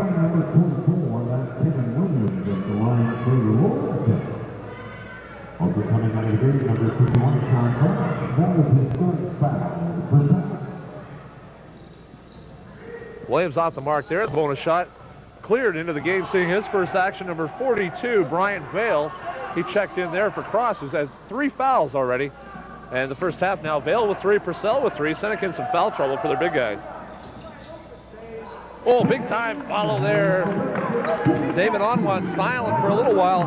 Now has 12 with that tip in. And what a huge play that was. Yeah, Seneca lucky on that one too, because it was real close to turn over against that pressure again. But when you get the quick shot off against the pressure and the guys don't get back, you get that chance to have that second opportunity, and that's what happened. Junior Smith looking like Doug Flutie in that one, firing her wide, high and wide, even with the wild field. Baltimore came out on top in the Grey Cup. He's going to check out. Quality minutes for Junior Hamilton controlling and leading the offense. He checks out with 2. Back into the game, number 20 for Seneca, Robert Wright. There's Glasgow, one-on-one. David Onwan on hit. What a matchup that is of premier players. Glasgow not afraid to shoot it. He's got a big smile and a bit of talk for Anwar, who was guarding him as he comes back down the floor. Onwan in his second year, Glasgow in his first, and you're going to see a lot more from him. Vale and a huge block there by Rick Jordan. Yes, that was pretty spectacular. Kenny showed a lot of quickness there, because the Seneca player thought he had a lot of time, but it shows you that in this league, you got to get the ball up in a hurry, because there's a lot of quick guys out there that are willing to come swat it away from you. We got a big run there, and Durham now with 4:18. We're going to take a short break remaining. 4:18 remaining in the first half. The score, Durham 39 now, Seneca 28. We'll be back after a short break here. You're watching OCAA college basketball action on Rogers Community 10.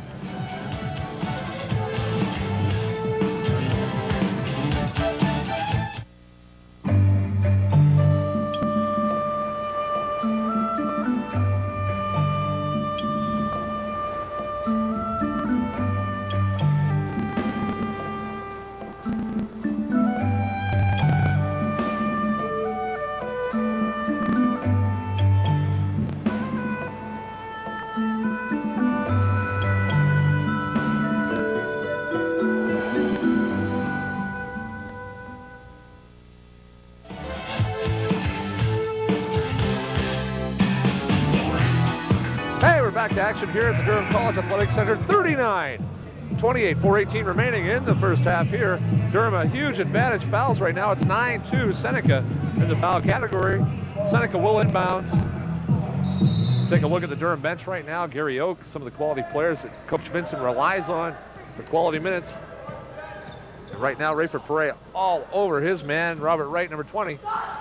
Augusto DeKesney popping up to help out, and that's a fearsome figure to see.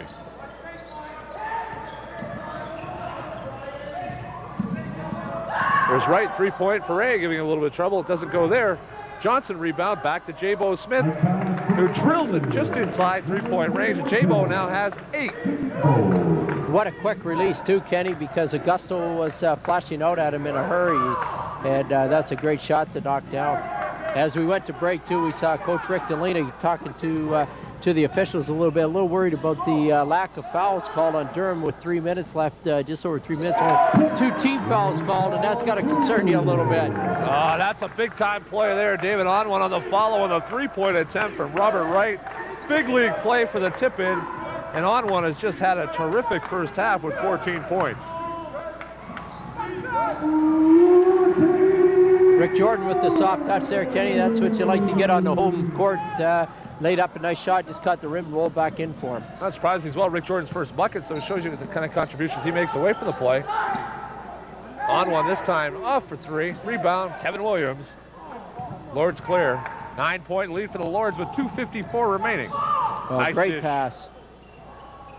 Kevin Williams makes full advantage of that. Great look there. And Williams finishes it off, and he's got 8 now as well.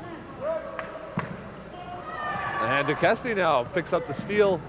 Sees Glasgow, nice feed there. Nice dish inside, and a look from Glasgow once again to Kevin Williams. They're working well together, and Williams has 10. Glasgow's made 2 great passes, Kenny. Last 2 possessions Durham has made 2 very good passes, and they've knocked down some easy shots off that. Now David Onwin quickly answers right back. 16 first half points for him.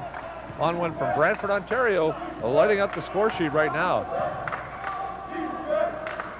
Seneca needs to get a couple stops here. Rick Jordan, nice fake there. Perret from 3-point range. Off the mark, Duquesne scrambles. And Robert Wright now 1-on-1 with Glasgow. Quickness plus on the court. From behind, Duquesne tips it away. We're going to foul called here. Bit of a mismatch there, Wright against the big guy, number 40.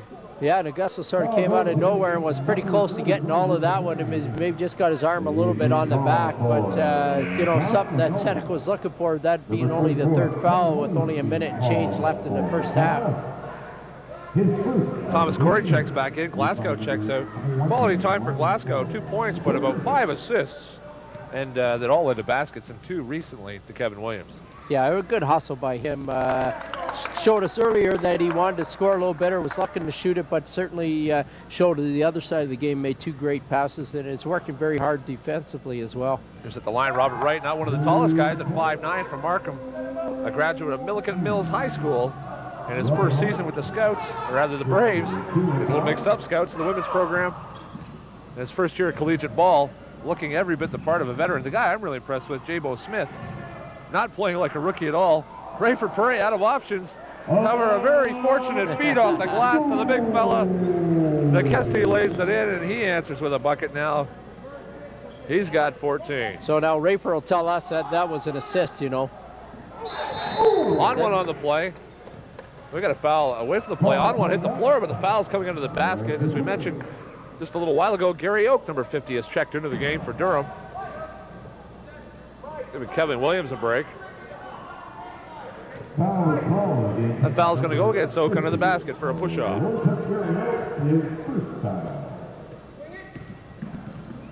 Great pass. Inside at the feet. They try to come up with it. And we got a foul there. Loose ball. Quick hands, however. Lance Walker with the quick hands at his feet. Got it up quick. Drew the foul. Yeah, and quickly Seneca finally starting to get some calls by the Durham officials. You know, going inside though, you got to get those. You know, you got to keep putting the ball up, and that's what Seneca's attempting to do. And they're moving the ball very well, Kenny, against you know, Durham's playing very good pressure defense on the perimeter, but Durham, or Seneca, pardon me, is starting to move the ball very well. A couple of really nice crisp passes by Robert Wright, and it's starting to open things up a little bit. Oh, that's going to be a line violation on the shooter. He's trying to pass it to himself on that one. He'll give it a go, but that rule has been gone for a few years. The Michael Jordan rule, we call it. Rick Jordan here inbounds to Duquesne. Oh, chopped from behind by Robert Wright. Still having a little fun. Scoring on his own net. 1:20 remaining in the first half. You're watching OCAA college basketball action. Ken Babcock along with Jim Buck bringing you the play-by-play. A 10-point lead for the Lords here. 47-37. We talked about fouls. Heading to the line, shooting a 2-shot bonus foul situation. Augusto Duquesne. Yeah, and that's a tough one too, Kenny. I mean, last guy in the game tonight that you want to see from Seneca's standpoint going to the line, and I'm sure Augusto welcomes the chance. To him, it's, well, there we go. We hexed him and he missed one, but for him, usually pretty much automatic, and you got to like to get in the free ones, especially way down the other end of the floor when you get fouled and get to walk down the far end and shoot two. 1-2 for Duquesne there. 15 of the first half. And it's an 11-point lead. Some pressure now. Corey and Perret trapping. And big-time trouble now for Seneca. They got to beat that buzzer across half, and they do. Vale, nice dish. Inside. Finished nicely there by Lance Walker, his first bucket. He's got 3.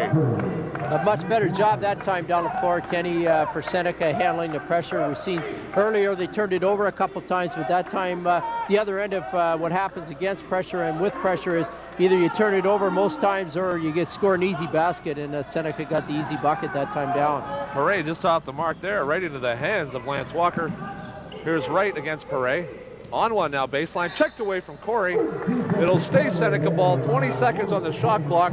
38.6 seconds remaining in the first half. It'll be Seneca ball on the end line. Wouldn't surprise me to see this one go up quick to try and get the 2-for-1 exchange with the time left on the clock, but fouls called on the play, so that goes out the window. They got some fouls to give, obviously, but not what Coach Vincent wanted to see so quickly. 35.1 seconds. That foul goes against Rayford Perret, his first. Team 6, they're still 1 away from the penalty. Quick move to the bucket there, didn't go. Gary Oak battling away, and the big guy comes up with it. Rick Jordan now with 26 seconds. Shot clock not a factor. No, I think Coach Vincent will call for one here. Probably not a bad play. An opportunity if you can hit a 2 here to go up into the locker room up 11, and would be bad after a very good first half of basketball we've seen. 10 seconds now. Look for Durham to shoot at 8. Here they go now. 6 seconds. Perret drives the lane. Nice dish inside. The big guy, Gary Oak, is going to draw the foul. No basket. Quality feed and dish, and Rayford Perret gets full marks for that. Executing Durham in the last shot situation. They got 2 shots. Yeah, that's just a real smart play by Rayford to hold the ball up, to hold it on the perimeter and then go. I mean, this kid's so explosive and quick that, to go with 5 or 6 seconds left is the right thing to do. I mean, he's going to either get to the lane and create something, or he's going to be able to dish off, and that happened. And unfortunately for Seneca to get a bit of break, Gary Oakey on the line, not a great free throw shooter.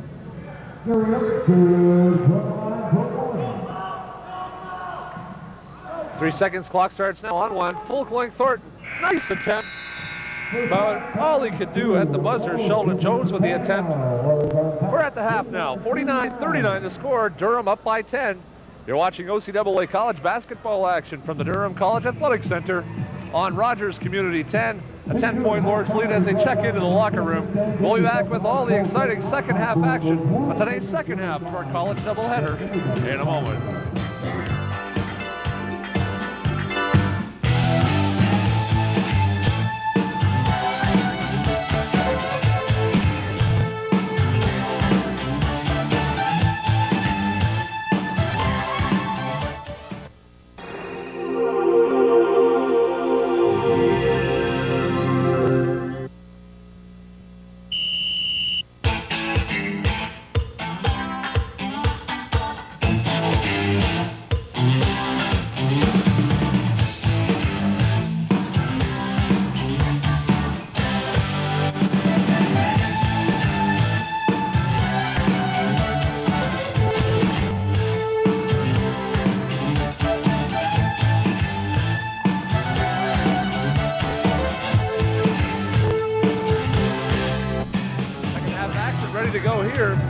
Durham College Athletic Center, you're watching college basketball action. It's Seneca Durham first half.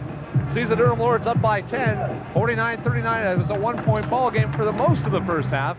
Durham went on a bit of a run there, an 8-point run, dying down in the waning minutes of these first half here. And they built themselves up explosively, a 10-point lead, and thanks to quickness and running the floor. Augusto DeCasti with 15, but more importantly, Kevin Williams and Justin Glasgow working so well together. Kevin Williams finishing with 10 points. Well, I think the key was, Kenny, earlier Seneca had up to a 10-point lead and off to a great shooting start, but Durham threw some pressure at Seneca, and surprisingly they had a bit of a tough time with it. Durham scored some easy transition baskets, and of course got Augusto in the game, and once you get him going, that certainly can make a big difference. He had 15 in the first half and did a real good job for them. Well, nice feed there. Perret dishing off to the big fellow DeCasti, and he won't miss from that area too often. He's got 17. Here's a steal here, all alone. Look out, prime time. And he throws it down, right-handed this time. Yeah, he looked, he had a bit of a tough time with that one, but still pretty easy for a guy of that ability to finish off. And boy, he's quick. I mean, he's in a prime spot in that zone to pick those passes off and go coast to coast, and we've seen it 2 or 3 times tonight. Big rebound there. DeCasti unfortunately stepped out of bounds on the end line. 19-17 remaining. The early minutes here, the second half of this OCAA college basketball second half of our doubleheader action. We've seen some exciting action. We've got plenty of hoops action left here in the second half. And David Onwan had 16 points in the game. Oh, big block there. DeCasti swats it away.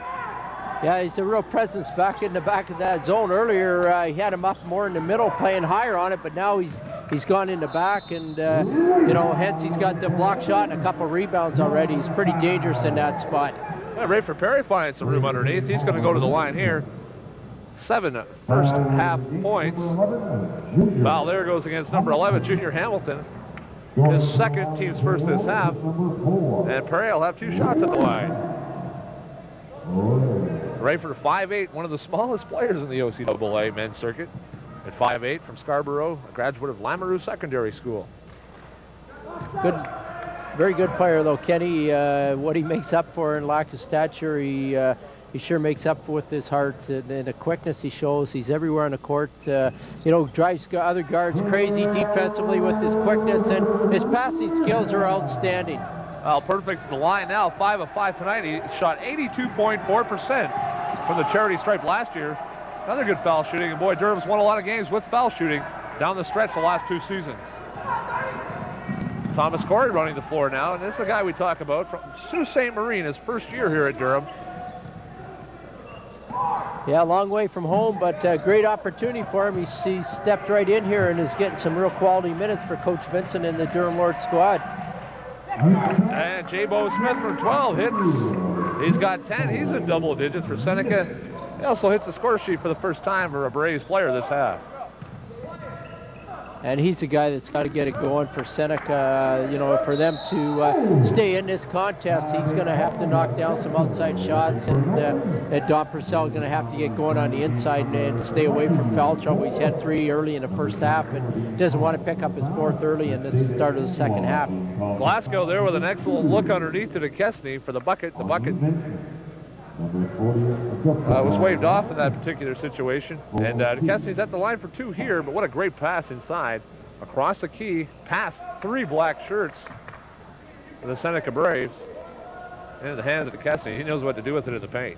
Yeah, and uncharacteristically, Kenny, it's not looking all that impressive from the line. It's the second miss that we've seen tonight. And that first one that he missed, he just sort of threw it up there. So, he's always got that sort of laid-back look, but it certainly looked even more so on that first foul shot.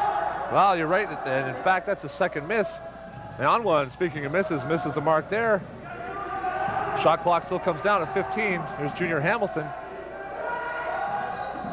And this one goes, and J-Bo Smith drains his first 3-pointer. He's got 13. Augusto DeKesty of Durham leads all scorers with 20. But Durham doing a real good job in terms of pressuring the ball, and Seneca right now not getting anything on the inside game, but fortunately to be able to knock some outside jumpers down. Corey can't get it to go loose ball. Corey chases it down. Glasgow right back to DeKesty with the big hands. He finishes it off, and a heads-up play there by Justin Glasgow. He made something that looked fairly difficult, rather easy there, Kenny. Pretty tough pass to handle, but with the great hands that he's got, managed to corral the pass and then lay it in with the left hand with a little bit of a reverse spin on the ball. Smith right back down the floor. Nice feed and look inside to Don Purcell. He lays it in. He's got 10. And Durham now fighting under the basket. Thomas Corey with 15 in the shot clock. DeKesty, fadeaway jumper from 8 feet. It hits nothing but net. And DeKesty now with 9 points in the second half, 24 in the game, with 16:40 now remaining in the second half. Durham maintaining their lead. In fact, they've increased their lead. Don Purcell again, number 45. He's got 12. And I really like this kid. He's really working hard. 12 points now. However, he does have 3 fouls, and Coach Rick DeLina really doesn't want him to pick up a 4th one quick. No, he's playing well offensively, but he's got a tough task inside trying to stop DeKesney and Stephen Glasgow. 2 pretty big lads there banging the boards, and Don Purcell having a bit of a tough time.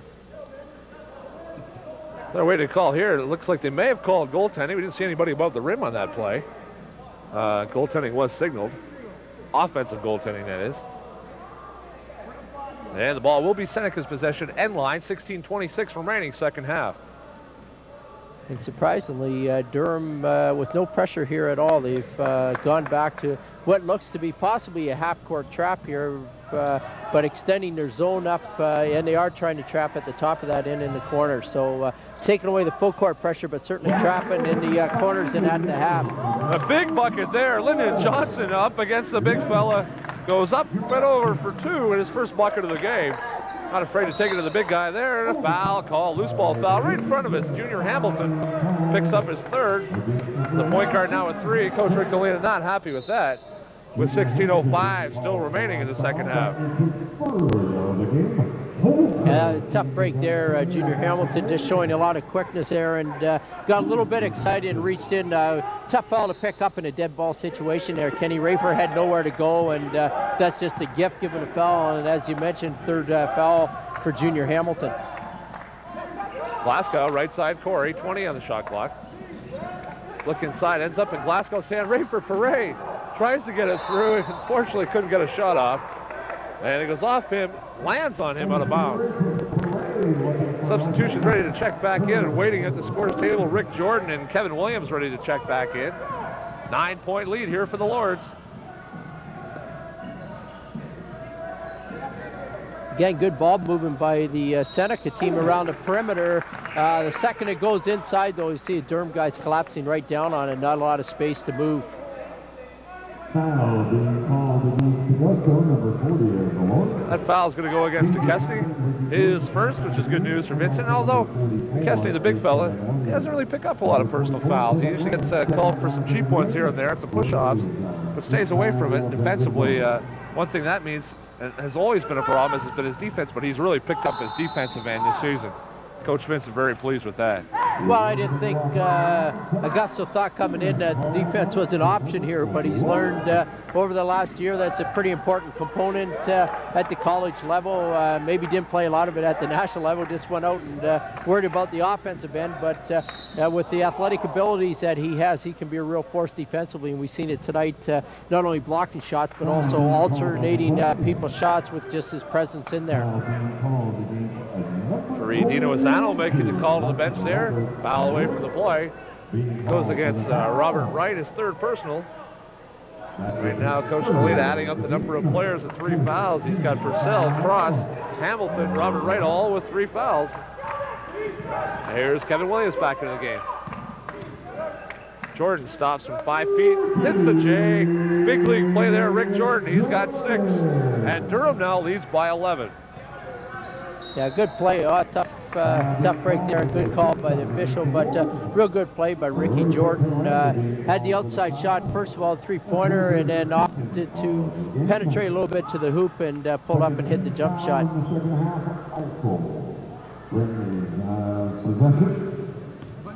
On one inbounds here to Robert Wright. Control. Jabo Smith on the bench right now. On one back in the game. 16 in the first half. Yet to score in the second half. Here's Seneca driving the lane, and a nice bucket there by Sheldon Jones, and that's his first bucket, number 10, Sheldon Jones of Seneca College.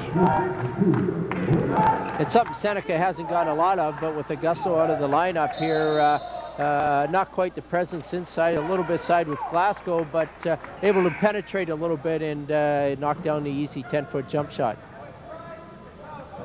A loose ball foul away from the play there is going to go against Steve Glasgow. Glasgow hustles back down. Do you change of possession on this particular situation? We see Sean Stewart's come into the game tonight. First appearance for him tonight, giving Rafer a well-deserved rest.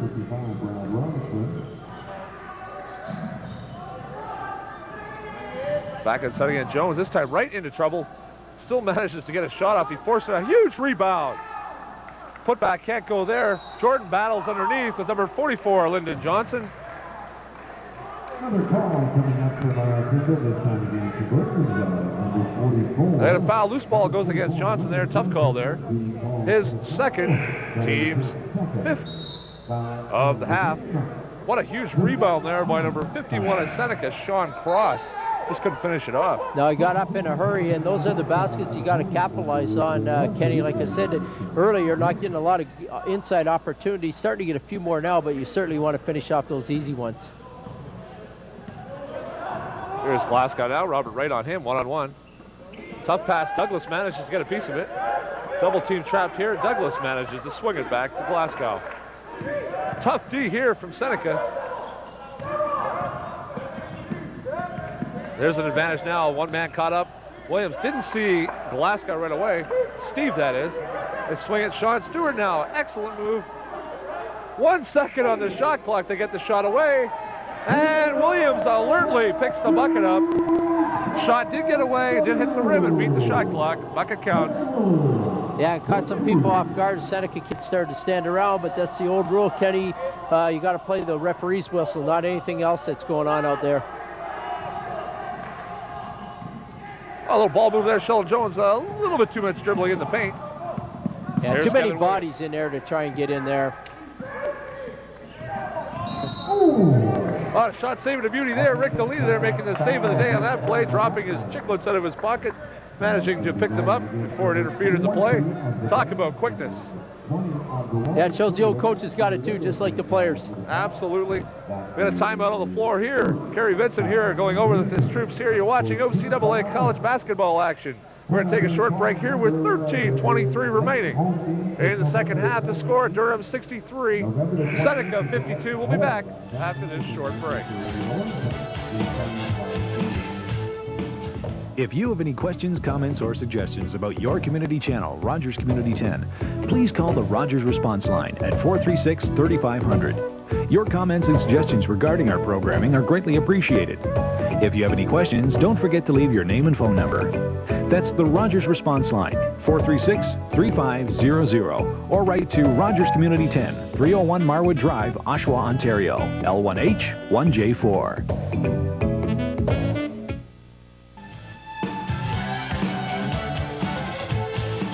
Cross just misses that one on one off the tip there. Sean Stewart with a piece of it. It's going to stay Seneca ball. 9 referees have their hands pointed everywhere on that one, but it's going to stay Seneca ball. Yeah, a lot of quickness out there, Ken. Everybody's jumping, pens are flying, but Seneca get a new 30-second shot clock here and looking to get inside, and they do. Big time play there, Lance Walker. First bucket, second half there. He's got 5 now. And more importantly, it cuts the lead to 9 here for Seneca. Sean Stewart, Rick Jordan now. DeKesney on the bench right now with 20 points. Jordan, nice steal there. Has Stewart, he's going to take it right to the lane, and a beautiful move. Rick Jordan lays it in. He's got an extra one coming right now, Jim, and that was a big league move.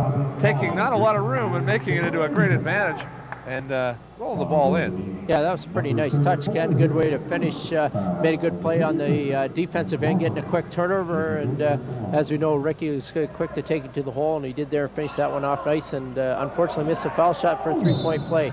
And Seneca, the ball go back over to them now. And Steve Glasgow right off the old knock. As I mentioned before, Augusto DeKesney on the bench right now, resting as well. 24 points he has to this point in the game. 12:36 remaining. It's an 11-point Lords lead. Important possession here for Seneca this time down, Kenny. Durham's doing a good job, a lot of pressure, and Seneca's been doing a good job defensively and need to knock down there. They hit a 3-pointer. Ah, big 3-pointer there. 8 points now in the game for Lance Walker. Walker 6'1", forward out of Toronto's first year from Oakwood Collegiate. Steve Glasgow pops to Justin Glasgow, no relation. They swing the ball, Rick Jordan. Lots of defense, everybody jumping and trapping. Good ball movement. Glasgow off the mark, and Seneca will clear. Here's on one. Right in the hands of Justin Glasgow. Seneca obviously thinking that was a home game, saw the white jersey. And right in the hands of Justin turnover. Glasgow says thanks very much. Yeah, that was costly. Seneca did a great job defensively last time down the floor, and it's frustrating when you work that hard and turn the ball right back over.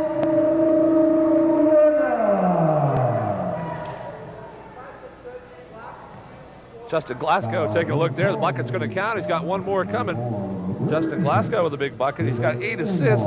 Make that 4 points for him now. Gary Oak checks back in. Steve Glasgow checks out. Justin Glasgow has a very quick first step there, Kenny, and he's shown it 2 or 3 times tonight. Not afraid to put the ball up, and he certainly did in that particular time. He's passed it off the last couple times, but that one a very quick first step and had the easy 13, 14-footer and is going to the line. A terrible-looking foul shot. A little bit hard off the back iron. Make the bucket count. Still gets 2 out of 3. Right, can't handle it off the end line. Talk about Durham. This is their second conference game. They were 94-87 victors over St. Lawrence Kingston. 1 week ago. They're 1-0 in conference play, 6-2 overall. 9-3 last year. Coach Vincent's had a remarkable mark here since coming in. 21-5 in conference play the last 2 years, including 2 bronze medals. We've got a break in the action right now. You're watching OCAA college basketball action. It's a 10-point lead once again, the same as halftime, 11:27 remaining. It's Durham 67, Seneca 57. We'll be back in a moment.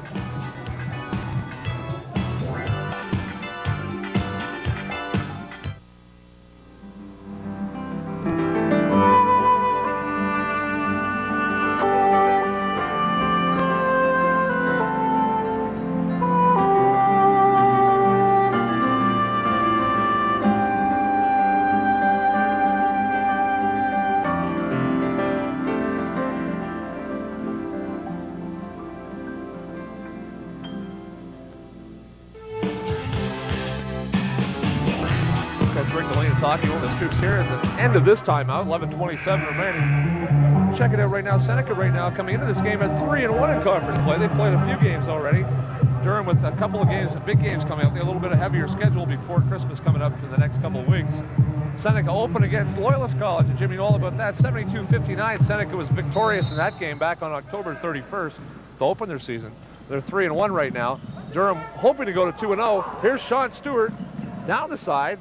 Lays it in, and right there to back him up is Kevin Williams with the putback. He's got 14. Yeah, that one hurt, Kenny. Did a pretty good job. Sean Stewart maybe should have taken it up, but not a bad opportunity. But the Seneca player just didn't watch as the ball came out. David Anwar should have been boxing his man out, and Ricky Jordan got an easy one, and that one could hurt.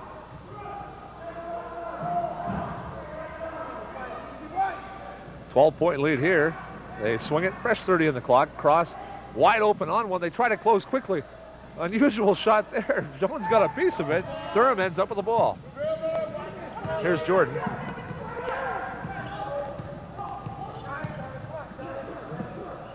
Pressure man-to-man here from Seneca. We've seen most of that for the game from Seneca. And Rick Jordan, a smooth touch again. 6-point second half. He's now got 10. He's in double digits. And it's a 14-point Durham lead. Yeah, nice shot too by Rick Jordan. He's made a couple pretty good plays the last times down offensively. You know, starting to show his experience and the fact that he can knock down some open jumpers. Sean Stewart from Jean Vanier Collegiate in Scarborough, and Rick Jordan for another 2. And he's got the hot hand right now, as he's very capable of doing. 8 consecutive points in the second half for Rick Jordan. 12 on the game. Timeout on the floor right now. 10:20 remaining. In the second half, it's Durham 73, Seneca 57. We're going to stay with the action right now. Talk a little bit about Seneca College. As we mentioned, Jim, they opened at 72-59 victor over Loyalist College to open the season. Right back at it on the 4th of November, they went into Peterborough and blew out the Fleming Knights 106-59. And at home, which they look to be tough once again. Warren Newberry, head coach, and the Algonquin Thunder rolled to a 16-point victory at the Seneca Scouts, or rather Braves home facility, 89-73, and they picked up a win just last week, 77-58 over the Royal Military College. That puts them at 3-1. Yeah, and in pretty good position, Ken. You know, it's always tough. You want to win the ones at home, and I'm sure the one against Algonquin, he would, Coach Rick Delano, like to have that one back. But, you know, he's got a young team, and Algonquin's good once again. Coach Newberry got a real strong squad up there, and they're going to be tough to beat anywhere. So, you know, I am sure that the coach is happy with the 3-1 record. Obviously would like to come out of here tonight at 4-1, but that's a pretty tough task right now. Right now trailing in this game, 16 points, biggest lead of the game for Durham. Junior Hamilton checks back in with 3 fouls, and J. Bo Smith at the top. Cross, nice look inside. Can't finish it, however. Excellent second effort there by Jeff Jacobs for his first bucket of the game.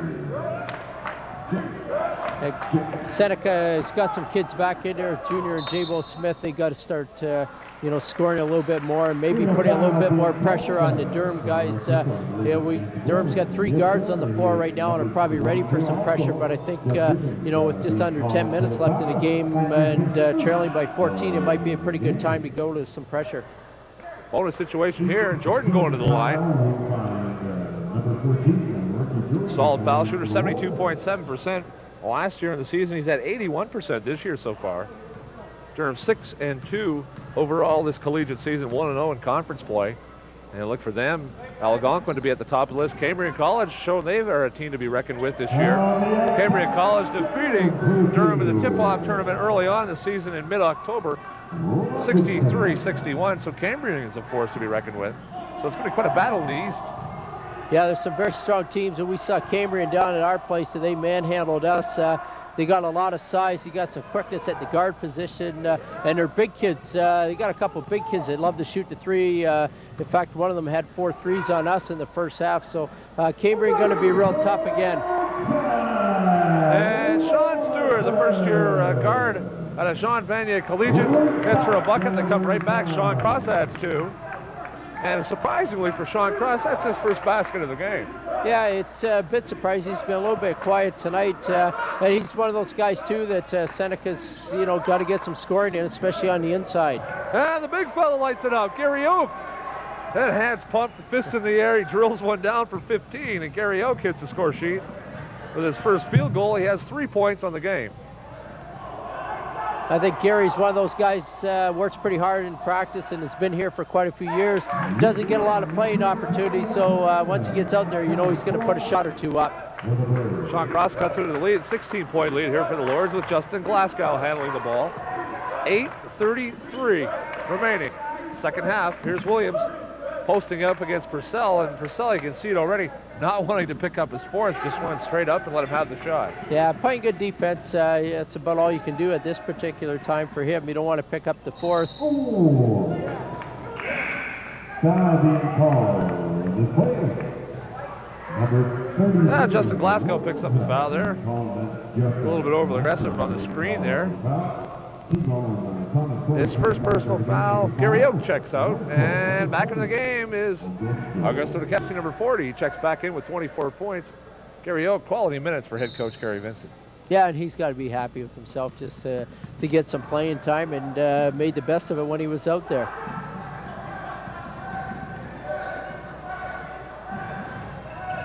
Jacobs, picked off quickly. Actually quite neatly by Steve Glasgow. Another day at the office for him. And finds himself with the leather Spalding in his hand. Quick move there. Rick George, so quick penetrate. He draws a foul. And however, the foul isn't going on that particular play. It's away from the ball. And by reaction to Steve Glasgow, it looks like it's going to go against him. Yeah, he's giving a little push off the picks, Kenny. His second time tonight that we've seen him get caught on that particular play. And, that's one thing with 3 refs on the floor. You get 3 sets of eyes, 6 eyes out there. A lot of times you just don't get away with those anymore like you used to with only 2 officials. Thomas Corey now checks back in. Kevin Williams gets a breather. Glasgow remains in the game with 4 fouls. McKeston gets a piece of it. And a loose ball foul. That's probably going to go against Don Purcell. Which means 4 fouls for him. We'll see in a moment. Good aggressive play by Don Purcell to take it right at Augusto inside, and got the foul, and hopefully he can knock a couple down. Well, unfortunately, when it gets Augusto DeCassi, he had position on the ball. We're not sure where the foul came from. We had Don Purcell penciled for that. Don Purcell ends up going to the line here. Yeah, and I'm not quite sure what happened there, Ken. I don't know if the foul was called away from it, and they gave him 1 a bonus. They certainly went after that ball like it was 1 a bonus, and perhaps that's what the call was, a foul after the shot. Oh, unlucky there. Steve Glasgow got his mitts on it, but too strong, and it went right into the hoop. And it's a 13-point lead. Seneca cut into the lead somewhat. 7:32 remaining. There's a turnover. Purcell, a little bit of a shake hands with the first row of the crowd there. Forgot to keep on the court. But Durham right now can have these costly turnovers. You see Purcell pick that one off, and he was at the races. Yeah, pretty surprising, too, Kenny, with Durham with 3 guards on the floor right now, that they did turn it over. Seneca doing a good job with their full court pressure. I think, we'll probably see that the rest of the way. David Onwin checks back in. Sean Cross looks like he took a finger to the eye, checks out quickly for a breather and arrests that. I'm sure we all know what that feels like. Thomas Corey at the top now. Jeff Jacobs on him, giving him some room. Sean Stewart, nice inside, had Steve Plaskow, and it went right through his hands. 3-second violation, or the ball went out of bounds anyway. Yeah, good play by Sean Stewart. The penetration was there, and probably could have gone up for the easy 8-footer, but chose to make the pass to Glasgow. He just wasn't expecting it. It was a very good play by Sean Stewart. Here's on one, Quiet, and that's his first bucket. I was saying Quiet in the first half. He had 16 points in the first half. Quiet in the second half. He's got 18 now, and his first bucket in the second. That cuts the lead right now to 11. Seneca needs David Anwan to get lighted up, and we saw him in the first half. He was so explosive, and you know, they need him and J-Bo Smith to get going here and get some quick baskets for them. J-Bo Smith hits nothing but net there. He's got 15 on the game for the first-year forward from Mother Teresa Secondary School. Here's Rayford Perret with Junior Hamilton on him. Hamilton with 3 fouls, Rayford with only 1. Smith playing everything aggressive. He's not laying back. Yeah, that's a foul going against Smith there. Good call. Yeah, and probably a bit of a break for Seneca because once Sean Stewart went by him, as you saw, he had the easy 8-footer, knocked it down, so it takes away the basket anyways on the fouls beforehand, before the shot, and at least Stewart will have to go to the line and try and earn that basket now. Sean Stewart at the line, as I mentioned, the first-year guard. 5'11" for Jean Vanier Secondary School. First saw Sean on the court last year. Their team won the Oshawa Times, former Oshawa Times, Durham College Classic last January. Stewart an all-star in that particular tournament. Now donning the green, gold, and white of the Durham Lords and looking right at home.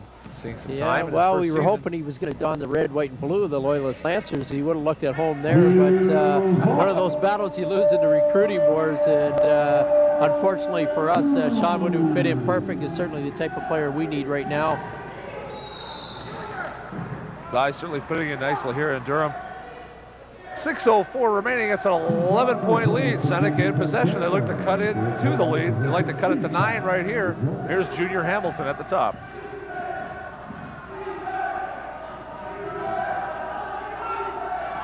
J-Bo Smith. Gusto has a hand in his face, and that doesn't bother him at all. J-Bo Smith with 17. That was a great shot, Kenny. You saw Gusto come flying out at him, and J-Bo just hung there, and that's a real tough shot that he made. They had a foul coming here. Referee Dino Azzano moving to center court here to make the call. Pretty explosive move there, Kenny.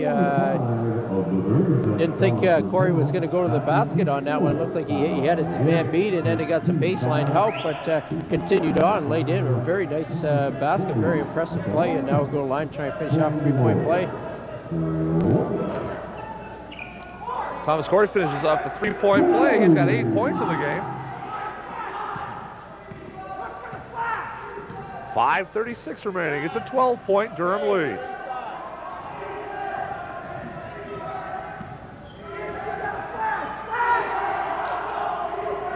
Tipped away. Here's Corey. J-Bo Smith, one guy to beat. Nice spin move inside. And there's a big league move for Thomas Corey. What a great play, Kenny. Just unbelievable athleticism on that. Took to the hole, had 2 or 3 guys charging at him. A nice little spin move and laid in with the baby hook. Pretty impressive play for a first-year player.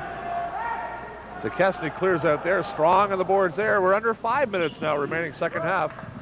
Here's Corey. Oh, DeCastney out of nowhere, and how about that for 2? 26 on the game. That's what you call control on the boards. Timeout on the floor here, Seneca. Yeah, it was probably a pretty good call to get that timeout then. A bit of a break for Durham on that one. Thomas Corey obviously feeling it a little bit with a couple pretty impressive play. Comes down and probably jacks one up a little quicker than he should have, a little off balance, but you know, got the right balance. Augusta right there, lay it back in. Pretty nice play, and Durham up quickly 16. It was a 9-point game just a couple seconds ago. We'll take a look-see in here and take a look at the Seneca timeout and see what they're doing. Maybe in a moment we'll take a look and see what Durham's doing. 4:47 remaining here in the second half. Here's Coach Vincent, Coach Brand as well. Carol Brand there to the left, giving instructions to his troops right now. And a quick breather, Thomas Corey. And what a move that was. Yeah, that was a big-time play, Kenny. I'm very impressed with this young guy. knew he was a good player, and very surprising how explosive he is going to the basket, showing a lot of character and a lot of maturity there with the way he's handling the ball and the way he's handling things.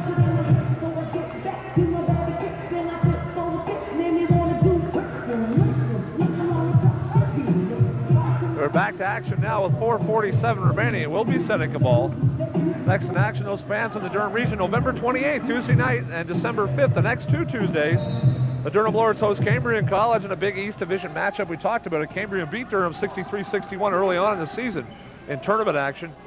December 5th, the Loyalist Lancers visit town, and Coach Buck, he'll be here for that game. It's also Geo Sweepstakes night. And can't get it to go, Sean Cross. Steve Blasco trying to come up with it. He can't either. But we talk about basketball action the next 2 Tuesdays. Tuesday, November 28th, the basketball doubleheader action. The Lady Lords and Lords in action, 5:30 and 7:30, December 5th. As well, doubleheader action, Loyalist in town. And we're looking for some exciting basketball action to pick up tickets, group sales as well. Elementary schools can pick up tickets by calling the Durham College Athletic Center at 721-3040. That's 721-3040. Pick up college basketball tickets. Group sales to elementary schools, high schools are available for groups of 10 or more. Contact the athletics department today to get your tickets to great OCAA basketball action. Sean Cross going to the line here. Coach Vincent trying to get an explanation here a little bit for the bench. Yeah, sort of one of them mystery fouls, Kenny, but I think the Seneca players will take it, stops the clock, and gives them a chance to try and get some easy points here from the stripe. Well, Bill Laurent skywalking there, out leaps Sheldon Jones with ease. And boy, does he have spring. And Augusto, just a big smile there, getting to bring the ball up court. He may just go all the way. He wants to. And then not a big smile now with the coaching staff, and they did not want to see that. And it transpires right into 2 points. Yeah, I don't think Rafe will give the ball to Augusto this time down the floor to handle. That's the idea. Oh, big foul there. Sean Cross with a huge foul. In fact, he tackled him on the sidelines here. And Perry goes down, and boy, he took a hit. Absolutely big-time contact there, and no indication that it's a flagrant foul, but boy, I've seen tougher fouls go as flagrant fouls. That's one of the toughest I've seen. Yeah, there was a lot of contact there, Kenny, but it certainly wasn't intentional. He was just coming over to help him out, and you know, the ball's a little bit away from Rafe, and when you're that small, sometimes a bit of contact makes it look a lot worse. He went down in a hurry, but he's back up and no damage done, so probably the right call, I think, by the officials. That appears to be okay. He's at the line. He does up quick, and notice Rafer's weight isn't exactly going to keep him contact on the ground. No, and obviously it's okay. He stroked that one pretty nicely, so I think Rafe's okay. Checking back into the game is Robert Smith, number 20. Perry at the line. He's fine. 89-74. Durham leads with 4:01 remaining. In the second half, he hits both. And it's a 16-point lead right now. Oh, Jabel had a look. Augusto got his big mitts on that one, and Laurent clears to Rafe for Perret, left side. A real smart play there by Rafe. Had nobody with him, and very wisely decided to pull up and wait for some help. Nice dish inside to Kesty for another 2. He now has 28 points to lead all scorers. Sean Cross right back to the bucket.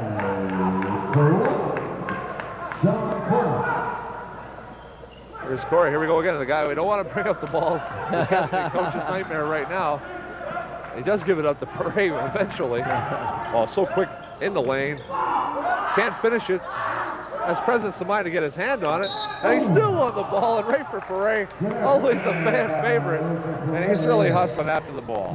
Yeah, it's a gutsy effort there. I'm not sure what happened here from an official standpoint. I thought it went off the Durham player, and then Rafe sort of dove out of bounds there and landed on the ball. But it's going to go to Durham, so maybe a bit of a break for Durham.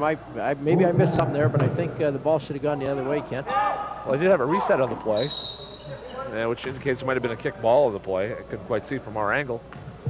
The foul of the play here. Danny Lee bringing that to the bench. That's going to go against Sean Cross. Sean Cross picking up his 4th foul.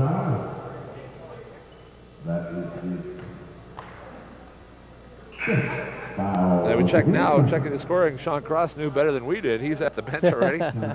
That's fine. He picks up quickly his 5th foul after picking up his 4th. Sean Cross will check out. A short break here while they have 20 seconds to enter someone into the game. 92-76. Right now, Durham seems to be more in hand than they were during the past 10 minutes. Yeah, certainly they've had a quick little run here, Kenny. I think it started earlier with Rick Jordan all of a sudden banging down some shots, and then Thomas Corey having a bit of a run, and they've quickly opened up a large enough margin that I think they should be pretty comfortable with the rest of the way. Going to spend a lot of time, I think, probably at the foul line over the next couple minutes, and they're shooting them, keep shooting them at the rate they have been. This one is pretty much sealed and locked up for the night. Well, Augusto's at the line here. His favorite spot. Sees that a lot during the games, and DeCusney as well. So we mentioned outstanding shooter, but he has missed 2 tonight, which is a rarity for those fans in the viewing area. He doesn't miss very often. We've seen him miss twice tonight. However, he's got 29 on the game right now. That makes 30. Augusto DeCusney owns the OCAA record for Durham College single game scoring with 41. He's set the record last year of 40. He beat his own record this year with 41 against Niagara in the tip-off tournament. And he's capable of lighting it up every single time he steps on the court. Big tip in there, and Lance Walker with a big tip. He's got 10 now in the game, and that cuts back into the lead right now. 16 points with 2:49 remaining. Interesting call there, Ken. Justin Glasgow being called for an offensive foul while he was dribbling the ball with no bodies hitting the floor. I'm not quite sure what it was called for, holding the guy off perhaps, but kind of interesting. He's got both Durham coaches up questioning it and wondering. Gord Wallace certainly never had that call against him in his playing days here. Gord was never that far up the court. No offense, Gord, but we know, speaking as a fellow big guy, the 5 spot was never in that situation. Here's Ray for Paray. First offensive foul I've seen when someone's ahead of somebody, but we have seen a lot. Ray for Paray on that play is going to get called for the hole as Robert Wright tried to see his man down court, Jabo Smith. One, I think left Durham has to look at is the fact not to get into foul trouble. They don't want to stop the clock. They want the clock to run. It's a 16-point lead. They seem to have it well in hand, but in this game, in this pace, you never know. Yeah, Quick buckets and you got a game, especially the way Jabo is hitting the threes, as well as David Onwan, who has been silent second half, but he can light it up from three-point land. Yeah, that's one thing, Ken, is in this game, the couple of quick threes and shooting some foul shots, you can get back in it in a hurry, but you got to take advantage and make those. And now Durham's got the clock on their side, and they're going to look to get a good shot every time down the floor. Now use the shot clock and be patient, and they got 3 guards on the floor once again, and they should have a fairly easy time running the clock each time down. 10 on the shot clock right now. Here's Corey looking to make his move. All stolen away. Sheldon Jones, quick hands, and Rayford Paray picked his pocket. That's going to stay Seneca ball here with a fresh 30. We're at the 2-minute mark now. 94-78, Durham leads. And this is what they want. They used the clock perfectly there. They used almost a full 30 there off the clock, although the idea is to get a shot off. Yeah, they weren't far away. Thomas Corey was starting to penetrate, and I'm sure something was going to be there for him. But they turned the ball over, and good defense by Seneca. I think we'll see some full court pressure here now, but you got to foul. You got to stop the clock if you don't get a turnover. There's Justin Glasgow now, looking for fouls, reaching in. There's number 20, or Robert Wright. Got a bonus situation, 2-shot bonus foul coming up. Kevin Williams going to the line. 4 fouls now for Robert Wright for him. And that's the other thing at this point in the game, that Seneca's got another tough obstacle against them, is the fact that every foul, and you've got to foul in order to stop the clock, but when you've got 10 against you already, Durham automatically shooting 2 every time. It makes it pretty tough to get back in it. Kevin Williams good on the first one, 1 of 2 from the line today's game. And he's good on both here, and it's a 16-point lead once again. I guess Coach Vincent does not want to see his team foul anybody here. No, you want to keep the clock going. You don't want to foul. Just play good, solid defense. And if you give something up, then do what they've done offensively. Take your time, bring the ball up the court, and work for a good shot. Here's Paray, 117. They're going to look to foul here, but 115 is not enough time to make up the lead that Durham has built up right now. 96-80. Here's Rayford Paray driving the lane, and a block there. Big time block by number 34, Lance Walker. Back comes Jones. They're going to let him walk through there. Off the iron, DeCesny clears everyone out. 55 seconds remaining now. This one's in the books. And we have a timeout called here by Durham. 51.8 seconds. We're going to take a short break in the action, come back with the finale and recap today's OCAA men's action with Durham Lords right now with a 16-point lead or comfortably ahead. You're watching OCAA college basketball action on Rogers Community 10.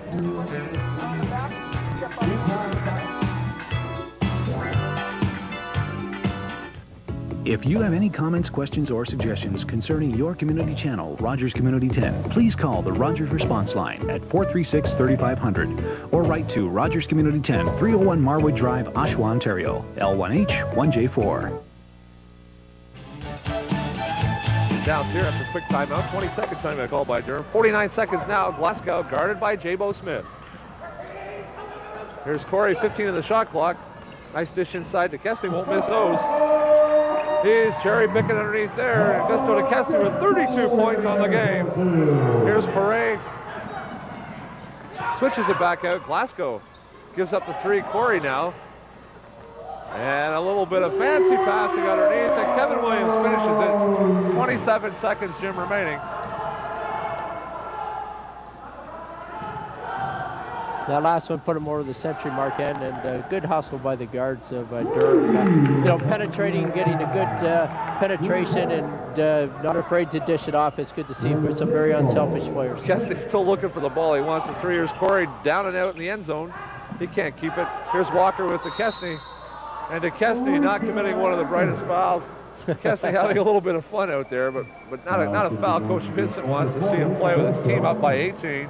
The clock winding down with 5 seconds remaining. Durham 100, Seneca 82. Durham's going to move to 2-0. Seneca will drop to 3-2. But more importantly, these Big East matchups now, each conference team plays home and away. Durham will visit Seneca in a rematch. And they'll take on Seneca in the second half on February 13th. They'll travel to Toronto to take on the Braves. So Durham has to be pretty happy with this. A lot of guys saw court time. Augusto with his 32, but not more importantly, as Coach Vincent has reiterated all season, they have to have guys score besides Augusto to beat the good team. Well, and he saw it tonight. I mean, they got excellent play out of all their guards, and just shows that they're very capable of hurting you in a lot of different areas. You just can't key on Augusto from a defensive standpoint. You got too many guys that can shoot the three and knock down easy jumpers. Just very difficult to handle that when you got a lot of guys that can score. And Gary Douglas tries to finish it at the end. Jim, we've seen an excellent basketball game. 100 to 85 is the final score. Durham moves to 2-0. Seneca drops to 3-2. College basketball action is continuing here at Durham College. Jim, and we've seen a dandy here in the second half of our college doubleheader. Yeah, this is a great game, Kenny. The women's game got a little out of hand in the second half, but this one was tight all the way despite the final difference of 15 or 16 points. A very exciting game, a lot of quickness, and give credit to the Seneca team. Good young team. Rick Delaney did a good job with these kids, and they provide a very exciting matchup for us tonight. Well, good young team, Seneca, definitely with a strong, aggressive young team, and Seneca right now looking to be a contender. They're a little tough there. It was a close game for a while, and Durham's experience maybe pulled ahead at the end. 100 to 85 was the final. So as I said, Durham now 2-0. Seneca drops to 3-2. Next collegiate action Tuesdays. The next two Tuesdays, the 28th of November, Durham against Cambrian. It's also a doubleheader with the women playing at 5:30 as well. December 5th, your Lancers are in town. Doubleheader action as well on December the 5th. Also remind people, alumni night on December 8th.